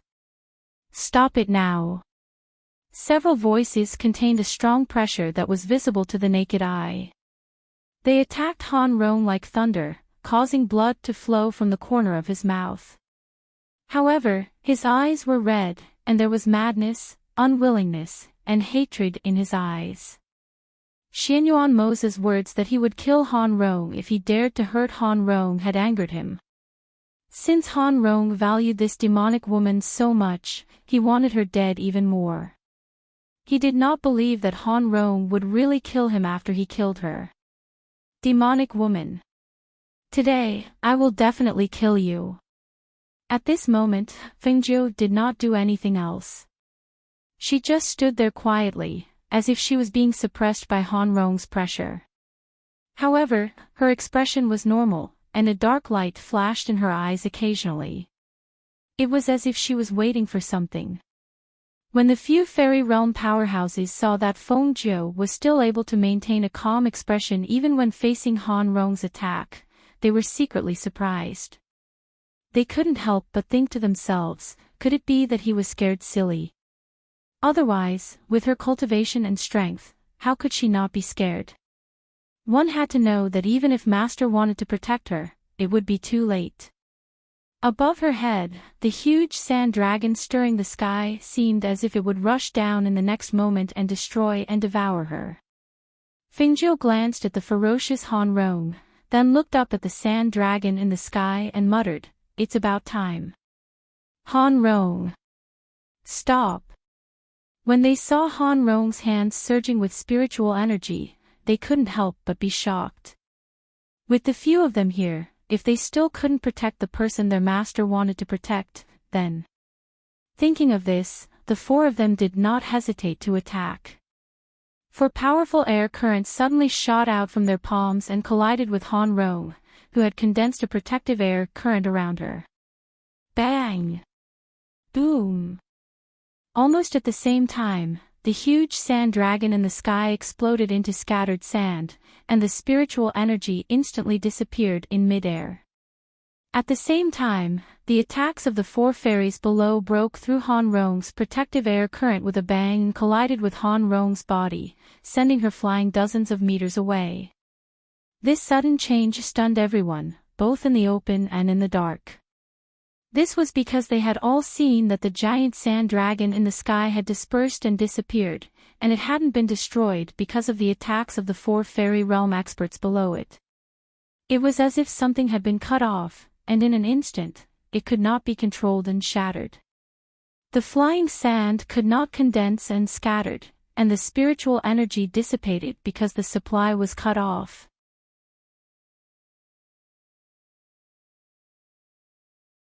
Chapter 13:22. Was it her? Her confidence and calmness, was it because she knew that Han Rong would not be able to hurt her in the end? Did she do it? How did she do it?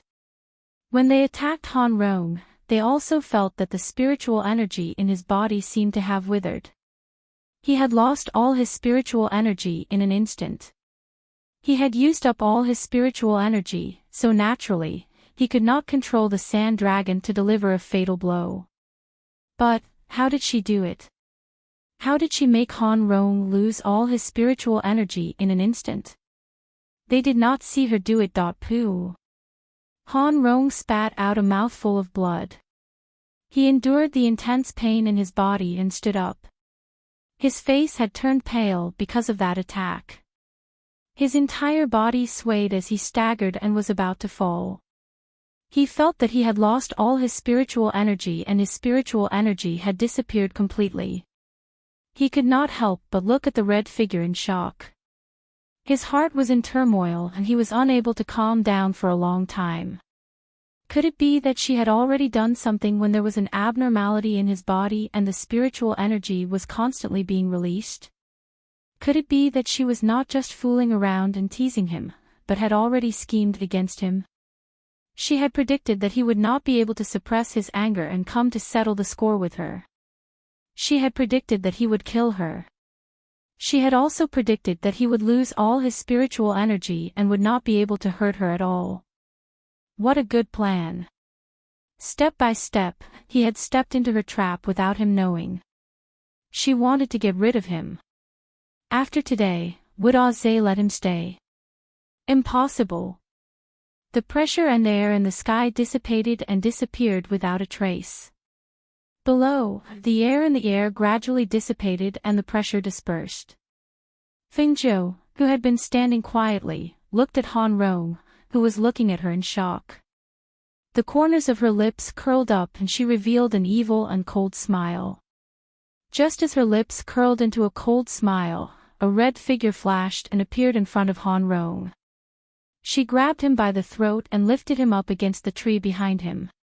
"You want to kill me?" Han Rong's eyes narrowed. His throat was choked and he was powerless as he was lifted up against the tree. Just a moment ago, he wanted to kill her and thought that he would definitely be able to kill her.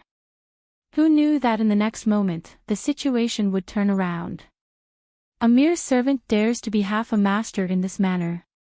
I thought you were a smart person, but it seems that I have overestimated you. Her cold voice rang out, and the hand around his neck tightened. Looking at his narrowed eyes, she laughed coldly and threw him to the side, right in front of Xianyuan Mose, who had been standing there for a while. I won't deal with this person. He's your man, so you can deal with him. When it came to people who wanted her life, she would never leave them alive. If this person wasn't one of Xianyuan Mose's men, she would have snapped his neck with one hand. Xianyuan Mose stood there, followed by Hui Lang and Ying Yi.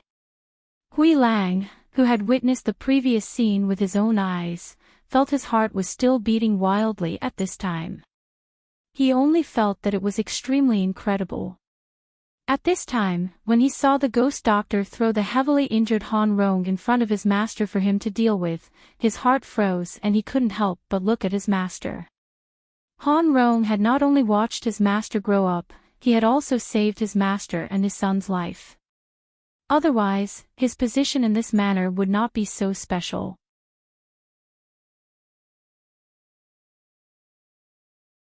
Chapter 13:23. In an instant, almost everyone's eyes fell on Xianyuan Mose and Han Rong, both in the dark and in the open. They couldn't guess how their master would deal with Han Rong. After all, he was worthy of being addressed as Uncle Han by their master, which was enough to prove that he was different from them. Even so, after he tried to kill Fingzhou, would their master still tolerate him? The atmosphere seemed to have condensed at this moment. Everyone held their breaths as they watched. After Han Rong stood up with his heavily injured body, he looked at Xianyuan Mose. His lips moved slightly as he opened his mouth. Aw. Hiss. Aw. Just as he opened his mouth to say the first word, before he could even say the word Zay, he let out a shrill scream. That scream pierced through the sky and rushed into the clouds, crashing into everyone's eardrums. It was accompanied by the splattering of blood in front of everyone's eyes, deeply shocking everyone's vision and heart. They only saw their master raise his hand and a sharp blade of air flew out, chopping off Han Rong's right arm. The moment the arm flew out, the blood splattered all over the ground. It was a ghastly sight, everyone's hearts tightened. At this moment, they all lowered their heads, not daring to look at their master's expression. They only stared at the blood splattered on the ground and the severed arm, as well as the screaming Han Rong who was holding his severed arm and enduring the intense pain. They saw the disbelief on his face, the unwillingness on his face, and a crazy hatred growing in his eyes. Xianyuan Mose retracted his hand and stood with his hands behind his back. His deep and serene eyes were as deep as a lake, chilling to the bone. He looked condescendingly at Han Rong who had fallen to the ground. A cold and emotionless voice accompanied by a bloodthirsty murderous intent came out of his mouth. I have said before, you are not allowed to touch my woman. Looks like you didn't take it to heart. A slave bullying his master, do you think I won't kill you? Even though you have watched me grow up, you still don't understand my character. His cold gaze carried a bone-chilling coldness as he stared at the person who was sitting in a daze. He watched as the blood that reached his shoulder seeped out from between his palms and dripped to the ground, blooming into snowflakes. I respectfully call you Uncle Han because you've been by my mother's side for so many years. You've also saved the lives of my mother and me when we were young. However, it's not for you to control me as an elder, and it's not for you to have the right to kill my woman. As soon as he finished speaking, he flipped his palm, and a force came out from his palm, directly sucking the person on the ground over. A powerful spiritual aura condensed in his palm, and he slapped the person's dantian across the air, shattering the person's dantian. Under everyone's shocked gazes, he destroyed the person's cultivation. Then, he raised his hand and threw the person back to the ground. You touched my reverse scale. This is the price you have to pay. Xianyuan Mose flung his sleeves and stood with his hands behind his back. His cold voice contained a frightening pressure as he said, "In Yi Hui Lang, expel him from the Imperial City. He is never allowed to take a step into the Imperial City again." Yes. The two people responded in a deep voice and took a step forward to take the person out. At this time, Han Rong, with one arm broken and his cultivation crippled, was seriously injured. At this time, he no longer had the strength to speak. He could only stare at Fengjiu with a pair of malicious eyes, as if he wanted to remember her face in his mind.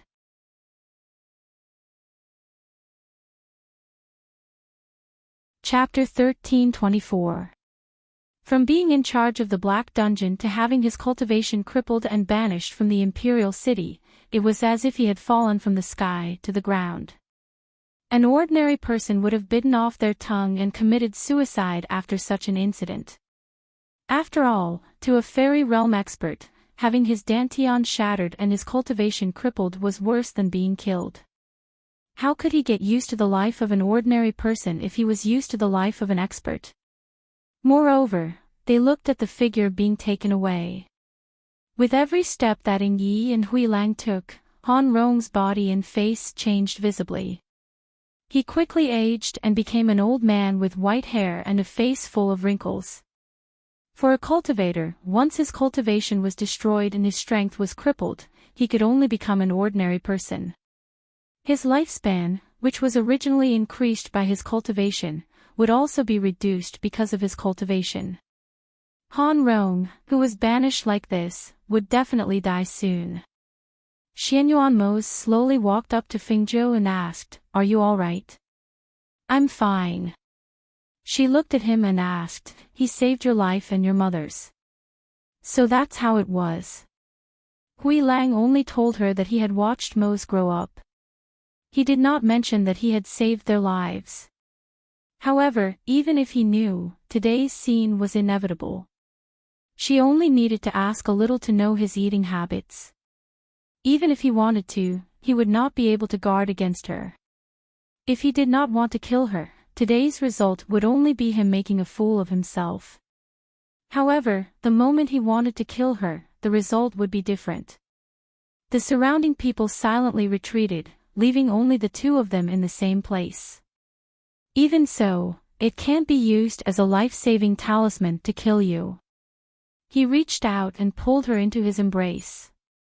Feeling the reality of her in his arms, his heart finally calmed down. God knows how anxious and furious he was when he saw that scene. He was afraid that something would happen to her, and even more afraid that the person who hurt her was someone close to him. If that was the case, he would not be able to forgive himself.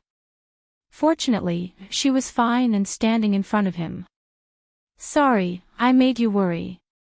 Fengjiu wrapped his arms around his waist and pressed his face against his chest, apologizing softly. Although she was prepared, he didn't know. When she heard his anxious and worried voice coming from the manor, she didn't feel good. He rested his chin on the top of her head and gently stroked her soft hair with one hand. He said slowly, "It's good that you're okay." In the imperial palace, when the monarch heard the news from the secret guard, he was furious and slammed his hand on the armrest. This Han Rong actually wants to kill Fengjiu. How audacious! Who did he think he was? Even a servant dares to be so lawless. How presumptuous! The shadow guard lowered his head and reported, "The crown prince has already chopped off one of his arms, crippled his cultivation, and expelled him from the imperial city." Humph. If he didn't do that, I wouldn't mind helping him. I've long disliked that Han Rong. The monarch gave a cold snort. He was quite satisfied with Xianyuan Mose's actions. However, because of this, it has alarmed the various powers in the imperial city. Other than the monarch sending this subordinate to investigate, the various powers in the imperial city have also sent people to investigate. This subordinate estimates that in a day or two, the news of the crown prince having a woman by his side will spread.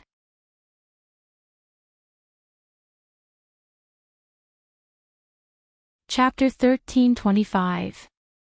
After a long while, he waved his hand, "Forget it, let's not bother about him. He can handle his own matters." As he spoke, he stood up, flung his sleeves, and walked out. As the news of the crown prince cutting off one of Han Rong's arms and banishing her spread, the various powers in the imperial city were curious as to who that woman was. Thus, they secretly asked around. However, the people in the crown prince's residence were tight-lipped, and they could not get any information out of them. They did not even know what that woman looked like. They could only ask around on the streets, and they found out that the woman was dressed in red, and her face was covered by a veil. Crown Prince Xianyuanmos did not have a single woman by his side all year round. Now that such a woman had suddenly appeared, and he had even crippled an important person by his side for her, it was obvious that this woman had a special place in his heart. However, no matter how curious they were, they could not find out any other information about that woman. A few days later, in the residence, Fengjiu was resting on a soft couch in the courtyard with his eyes closed, while Xianyuanmos was taking care of business at the stone table beside him. Dong had been sent away, and the remaining 3 people, after witnessing the scene from a few days ago, had lost all interest in Xianyuanmos. They even avoided him, afraid that if they got too close, Fengjiu would be angered and punish them. On the evening of the day that Han Rong was banished, the 3 of them knelt in front of Fengjiu and told him everything that Han Rong had asked them to do. They did not dare to hide anything. Fengjiu already knew about this, but seeing that the 3 of them were more obedient, he did not pay much attention to them. He only allowed them to stay by her side to assist her, and when she was about to leave, he would arrange for them to be in the outer courtyard. She lay on the soft couch with her eyes closed, and waved her hand to dismiss the few people who were massaging her legs. She looked at the sky, and then looked at Xianyuanmos, who was taking care of business. She paused for a moment and said, "Mose, I plan to leave." As soon as she said this, the busy Xianyuanmos paused and looked at her. "You're leaving? So soon? Didn't you say you have a few months?" Fengjiu rolled his eyes. "I've been living here for more than 2 months. Including the journey back and forth, isn't that a few months? Can't you stay for a few more days?" he asked with a slight frown. He looked at her and said, "Actually, you can let me handle your matters." This way, she wouldn't have to leave and could stay by his side. However, he knew that she didn't want to rely on him. He knew that she wanted to become stronger. Thus, even if he was reluctant, he could only let her handle it herself and train herself. "Stay for 2 more days. I'll stay for 2 more days before leaving." She sat up and said, "I'm already here, what's there to be reluctant about? What's more, as long as I have the chance, I'll come back to see you. You can tell me where you want to go. That way, I can go and see you." Unexpectedly, she smiled slyly. "I'm not telling you." Hearing this, he sighed helplessly. "All right. Even if you don't tell me, I'll find out in the future. Since you're leaving, I won't do anything else these 2 days. I'll accompany you. You should go and take care of your business. Don't delay it."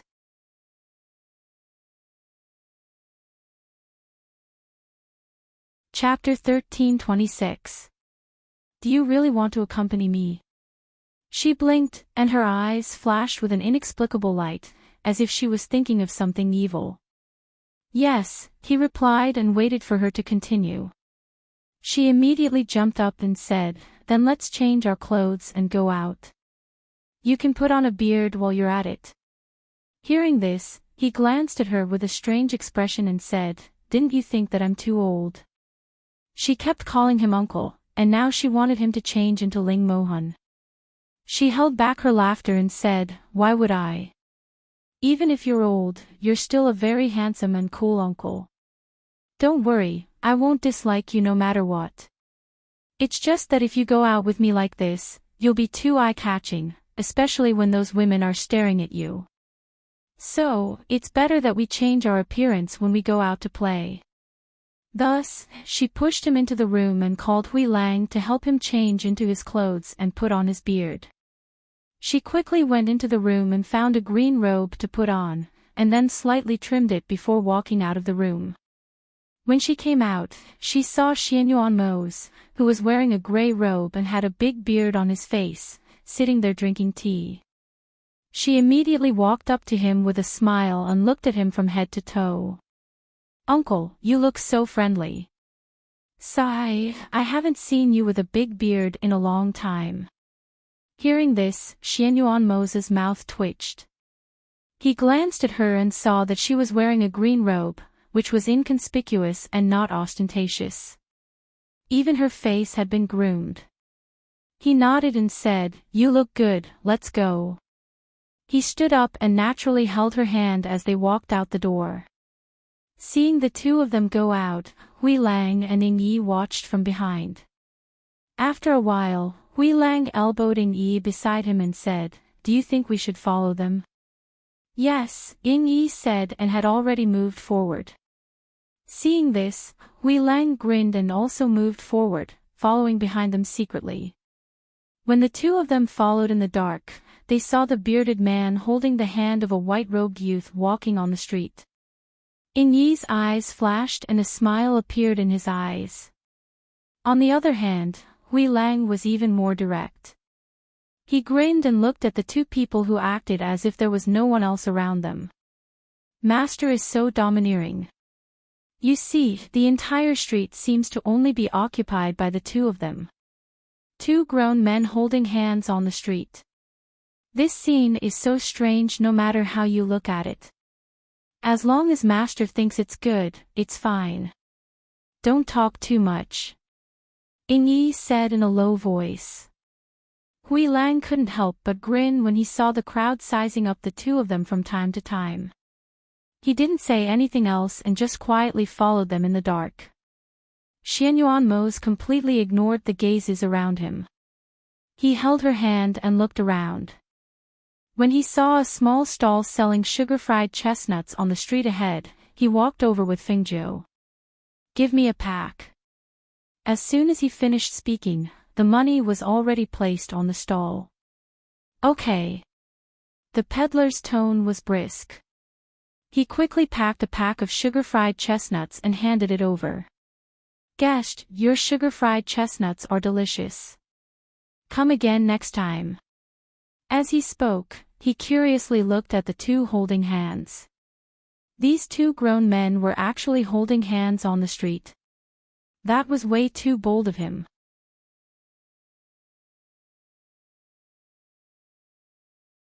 Chapter 13:27. "Here, open your mouth." She brought the peeled chestnuts to his mouth. At that moment, the people on the street who were curious about the two of them could not help but widen their eyes when they saw them. Xianyuan glanced at the people on the street who were looking at them curiously with wide eyes. He looked a little embarrassed and a little uncomfortable, but his heart was faintly jumping with joy and joy. He was uncomfortable and embarrassed because he had never acted like this in front of others, but he was happy because Fengjiu was not afraid of the people's gazes and intimately fed him food. This kind of feeling was just like a public display of affection. Thinking of this, he proudly glanced at the people around him. Under those people's gazes, he opened his mouth and ate the chestnut she brought to his mouth. His ears were slightly red, but his face was still cold. He nodded and said, "It tastes good." It was more than just good.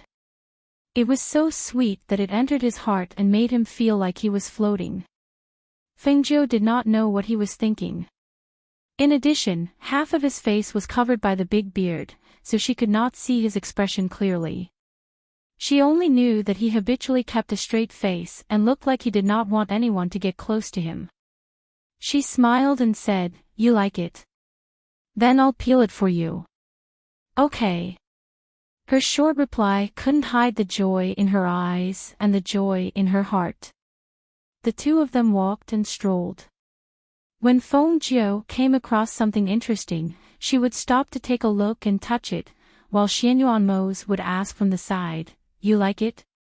I'll buy it." After walking down a few streets, Fengjiu could not help but facepalm. Don't buy any more. I just looked at it a little longer. If I buy everything that I looked at a little longer, it would be a waste. Besides, there are some things that I don't need. It's okay. I have money. Hearing his domineering words, Fengzhou could not help but laugh. She looked at him and said, "Yes, yes, I know you have money.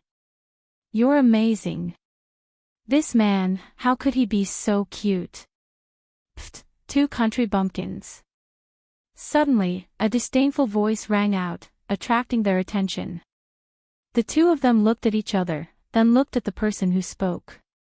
They saw a few well-dressed young masters with 2 women standing not far away.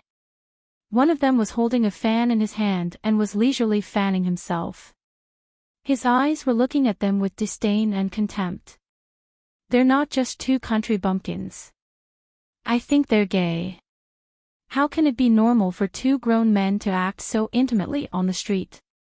Xianyuan Mose glanced at them and frowned. His eyes were filled with displeasure. Fengzhou chuckled and held his hand. Don't worry about them. Let's go. They were just irrelevant people. Why should he get angry over them? Moreover, what did they know?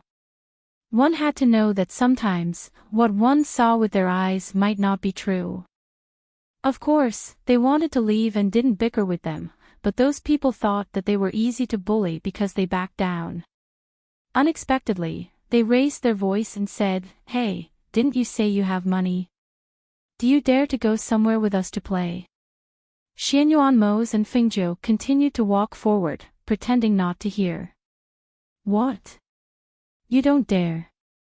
A few men stepped forward and blocked their way. They stared at their clothes and said, "You dare to say you have money in front of this young master? How arrogant!"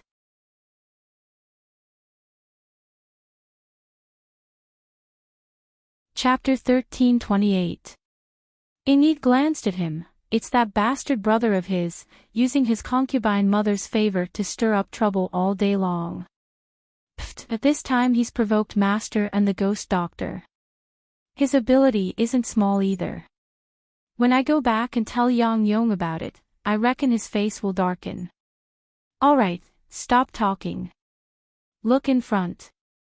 Ingyi gestured for him to keep quiet. Fengzhou, who was originally preparing to leave, stopped in his tracks and sized up the person, asking, "Are you very rich?" That person raised his chin like a proud peacock, "Of course." "Brat, you're not from here, right? You don't recognize this young master?" "That's right, this is young Master Yang, an aristocratic family from the imperial city. His elder brother, Yang Yong, is a favorite of the crown prince." The 2 men standing next to him laughed as they announced Yang Yong's identity. When they heard this, Xianyuan Mo's and Fengzhou's expressions changed, a strange look flashed across their eyes. Yang Yong's younger brother. This guy.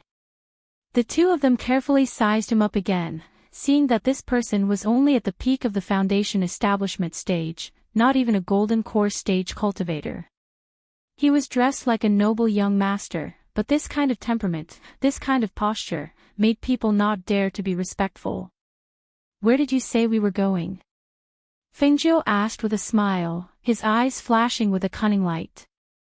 When they heard this, they looked at each other, revealing a cold smile. That bastard brother of Yang Yong glanced at the 2 of them, then turned to leave. "Follow me if you have the guts." He turned to leave, the people behind him also followed. It was very obvious that he was the leader of the group. "Let's go and have some fun," Fengzhou said with a smile, pulling Xianyuan Mose to follow them. "It can't be. The place you were talking about is the casino." Fengzhou looked at the noisy place in front of her. The sounds of people placing their bets and opening their hands messily entered her ears. She had been in the imperial city for so long, but this was the first time she had been to a casino in the imperial city. Looking at the scale, it was actually quite big. What? Scared? This is the most luxurious casino in the imperial city. You'll need at least 10,000 gold coins to enter this place. Today, you're only able to enter because of me. Yang Yang's younger brother had a smug look on his face as he took out an identity jade card and led them inside. As for the two women who had been following him, they stopped outside the casino and left. After all, they were women. If news of them entering such a place spread, it would be bad for their reputation. Therefore, they did not follow them in. Fengzhou looked at the small mountain of gold coins on the table, and his eyes lit up. Scared, I'm really scared. I didn't expect there to be such a place in the imperial city. If Ning Lang, who loved money as much as his life, came here, he probably wouldn't be able to take a step forward. Xianyuan Mose, who was next to her, saw her eyes shining as she stared at the gold coins and treasures on the table. He couldn't help but shake his head. Her interests and hobbies seemed to be different from ordinary girls. So it's third young Master Yang who has come. A steward came out to greet them. In the midst of the lively scene, he cupped his hands and bowed to the man surnamed Yang. He looked at the two men beside him, as well as Fengzhou and Xianyuan Mose, and asked, Third young Master Yang, did you bring your friends here to play? What do you want to play today?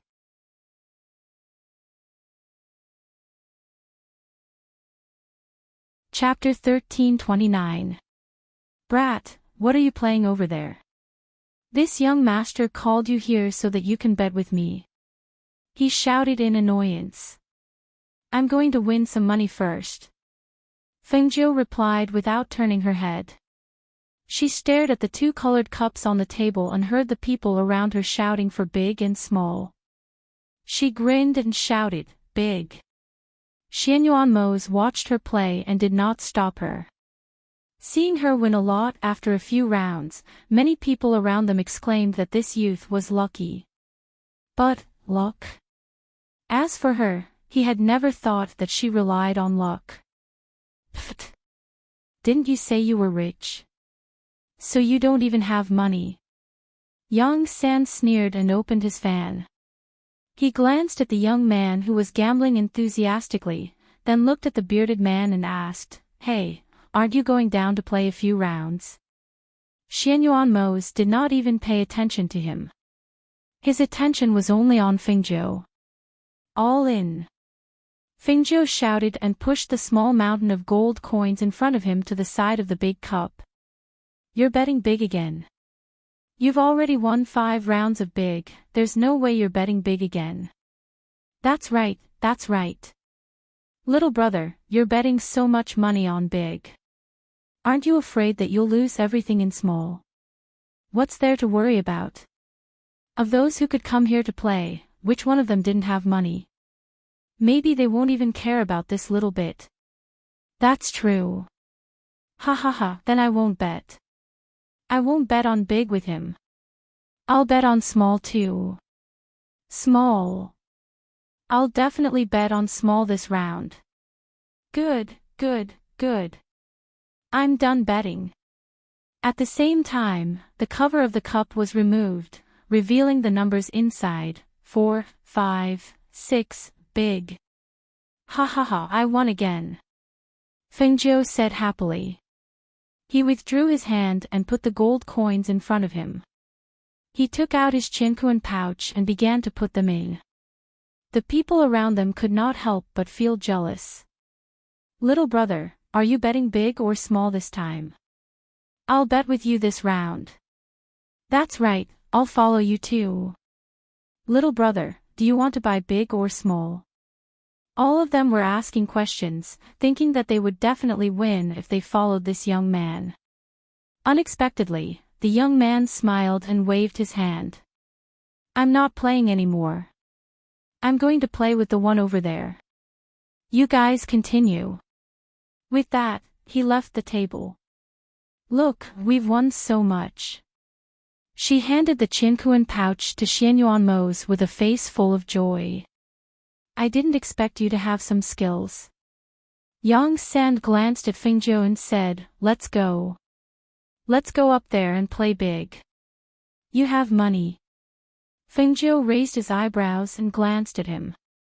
If you don't have real money, I won't play with you. Tisk. Do you think I don't have money? Don't you know that our Yang family is the wealthiest among the aristocratic families in the imperial city? As he spoke, he turned to the steward beside him and said, "Lead the way, get a table on the second floor." "All right, third young Master Yang, please come upstairs. Everyone, please come upstairs." The steward gestured for them to go up, and at the same time, glanced at Fengjiu. They had gambled a few times and won all of them. This was definitely not a fluke. However, this third young Master Yang had been in the casino for a long time and had some skills.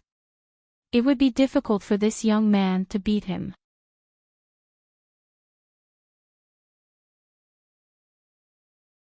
Chapter 1330.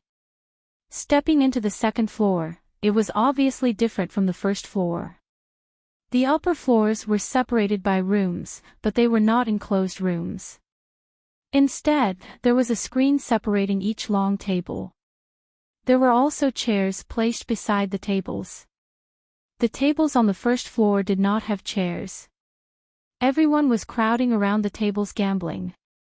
It was obvious that the difference on the second floor was slightly better. She glanced around. Because of the screen, she could only vaguely see people sitting at each long table, but she could not see the bets on the table. They were led by the manager to another long table. The few of them sat down and the servant served tea and snacks. At the same time, a woman in tight clothes was sent over to ask them how they would like to play. "How do you want to play? Tell me. I'll go easy on you." As Yang San spoke, he leaned back in his chair and looked at Fengjiu and Xianyuanmo's with disdain. "Since you have so much money, of course we'll gamble," Fengjiu said matter-of-factly. He picked up the gambling cup on the table and shook it. He asked, "Just the two of us? Do they want to play?" He looked at the other two men. "Yes, we have to play with you no matter what, right?" The two of them said in unison. They naturally dared to gamble. After all, as the children of aristocratic families, they still had some money on them. Moreover, with Yang San around, they naturally felt more at ease. After all, Yang San had learned gambling skills before. "All right, let's play the most direct game, big or small." "No problem." The few of them began to play. Xianyuanmo's watched from the side and did not say anything. Among the two of them, he did not play. Only Fengjiu played with them. When Fengjiu won one round after another, Yang San was still able to hold his ground. As for the other two, their foreheads were already sweating. "Should we bet on big or small?" The two of them looked at Yang San and asked. "Small." Yang San frowned and said. After betting gold coins, the two of them could only take out their valuables and bet. When the results came out, big again, their faces instantly turned pale. "There's nothing left. We've all lost. This is going to be troublesome. How am I going to explain this when I get back?" The two of them sat there absent-mindedly, watching as even the valuables on their waists were taken away by the young man. Looking at his satisfied and happy face, they were so angry that they clenched their teeth, but there was nothing they could do. In the time it took for half an incense stick to burn, they had already lost to the point that they had even taken off their clothes. Their upper bodies were naked, only wearing a pair of pants that reached their thighs. They were ashamed and angry. If they had known that this kid's gambling skills were so good, they wouldn't have gambled with him even if they were beaten to death. However, even if they regretted it now, they couldn't get back what they had lost. "Get out," Xianyuanmo's glanced at them, feeling that the two men's bare upper bodies were an eyesore. The two of them only felt a powerful and intimidating pressure coming at them, causing their faces to turn pale. They didn't even dare to speak or resist. They just stood up and walked out just like that. They went down the first floor and quickly left. Fengzhou, who was sitting at the side, held his chin with one hand and tilted his head slightly to look at Xianyuanmo's. He smiled and asked, "Do you want to play a few rounds as well?" "No need, you can play," he said and took a sip of tea.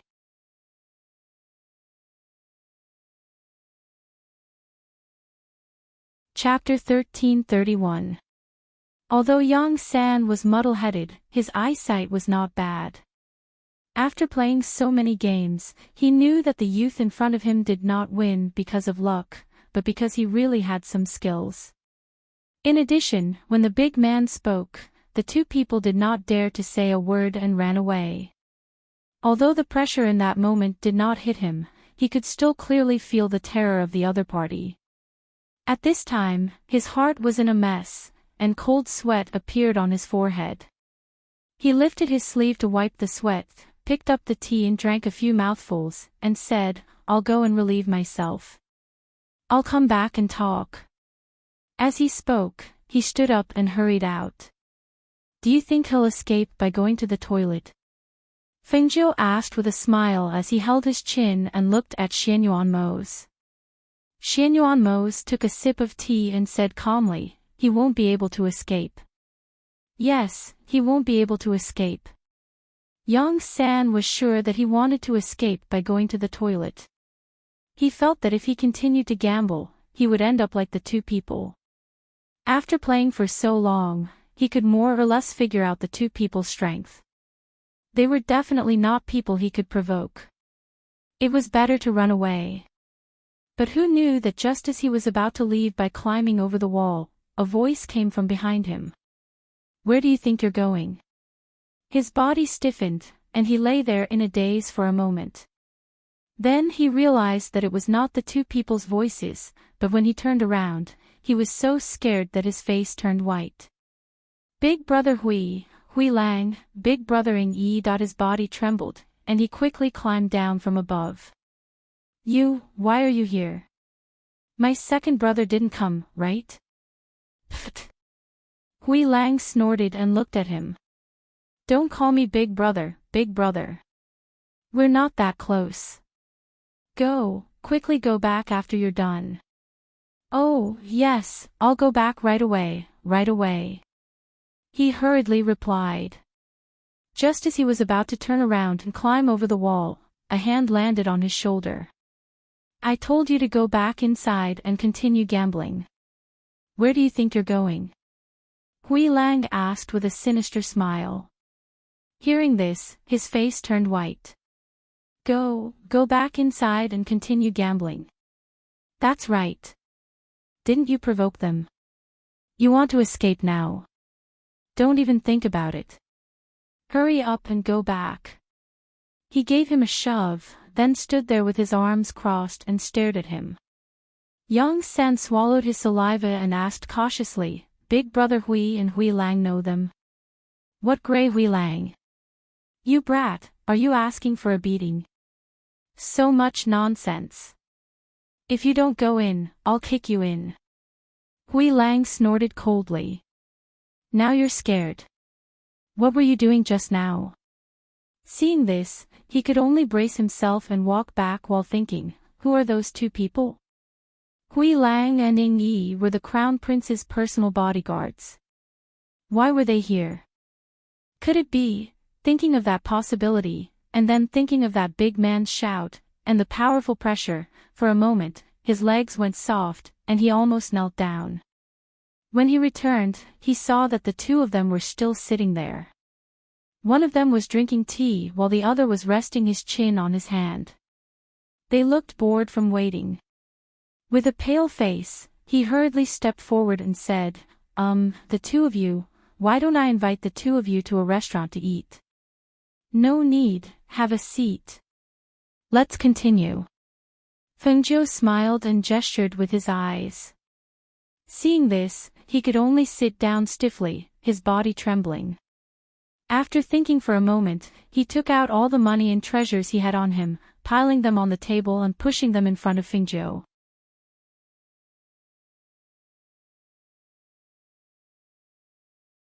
Chapter 1332. Look at me, my body isn't feeling well. Can you let me go back first? He looked at Fingzhou anxiously, feeling a bit uneasy. Fingzhou looked at the pile of treasures on the table and felt a bit dazzled. She looked at him again and saw that he really didn't have the courage. With so many treasures as an apology, she smiled and nodded, "All right then. Since you know you're wrong, I'll be magnanimous and not bicker with you. I'll accept these things. You can go." Yes, thank you, young master. Thank you, young master." He was overjoyed when he heard this and quickly stood up. He cupped his hands in thanks and left in a hurry. Only the two of them were left sitting at the table. Xianyuan saw her greedy look as she held the treasures and smiled. He couldn't help but find it funny. "You like these things that much?" She looked as if she wanted to kiss them a few times. He didn't see her with such an infatuated and excited gaze.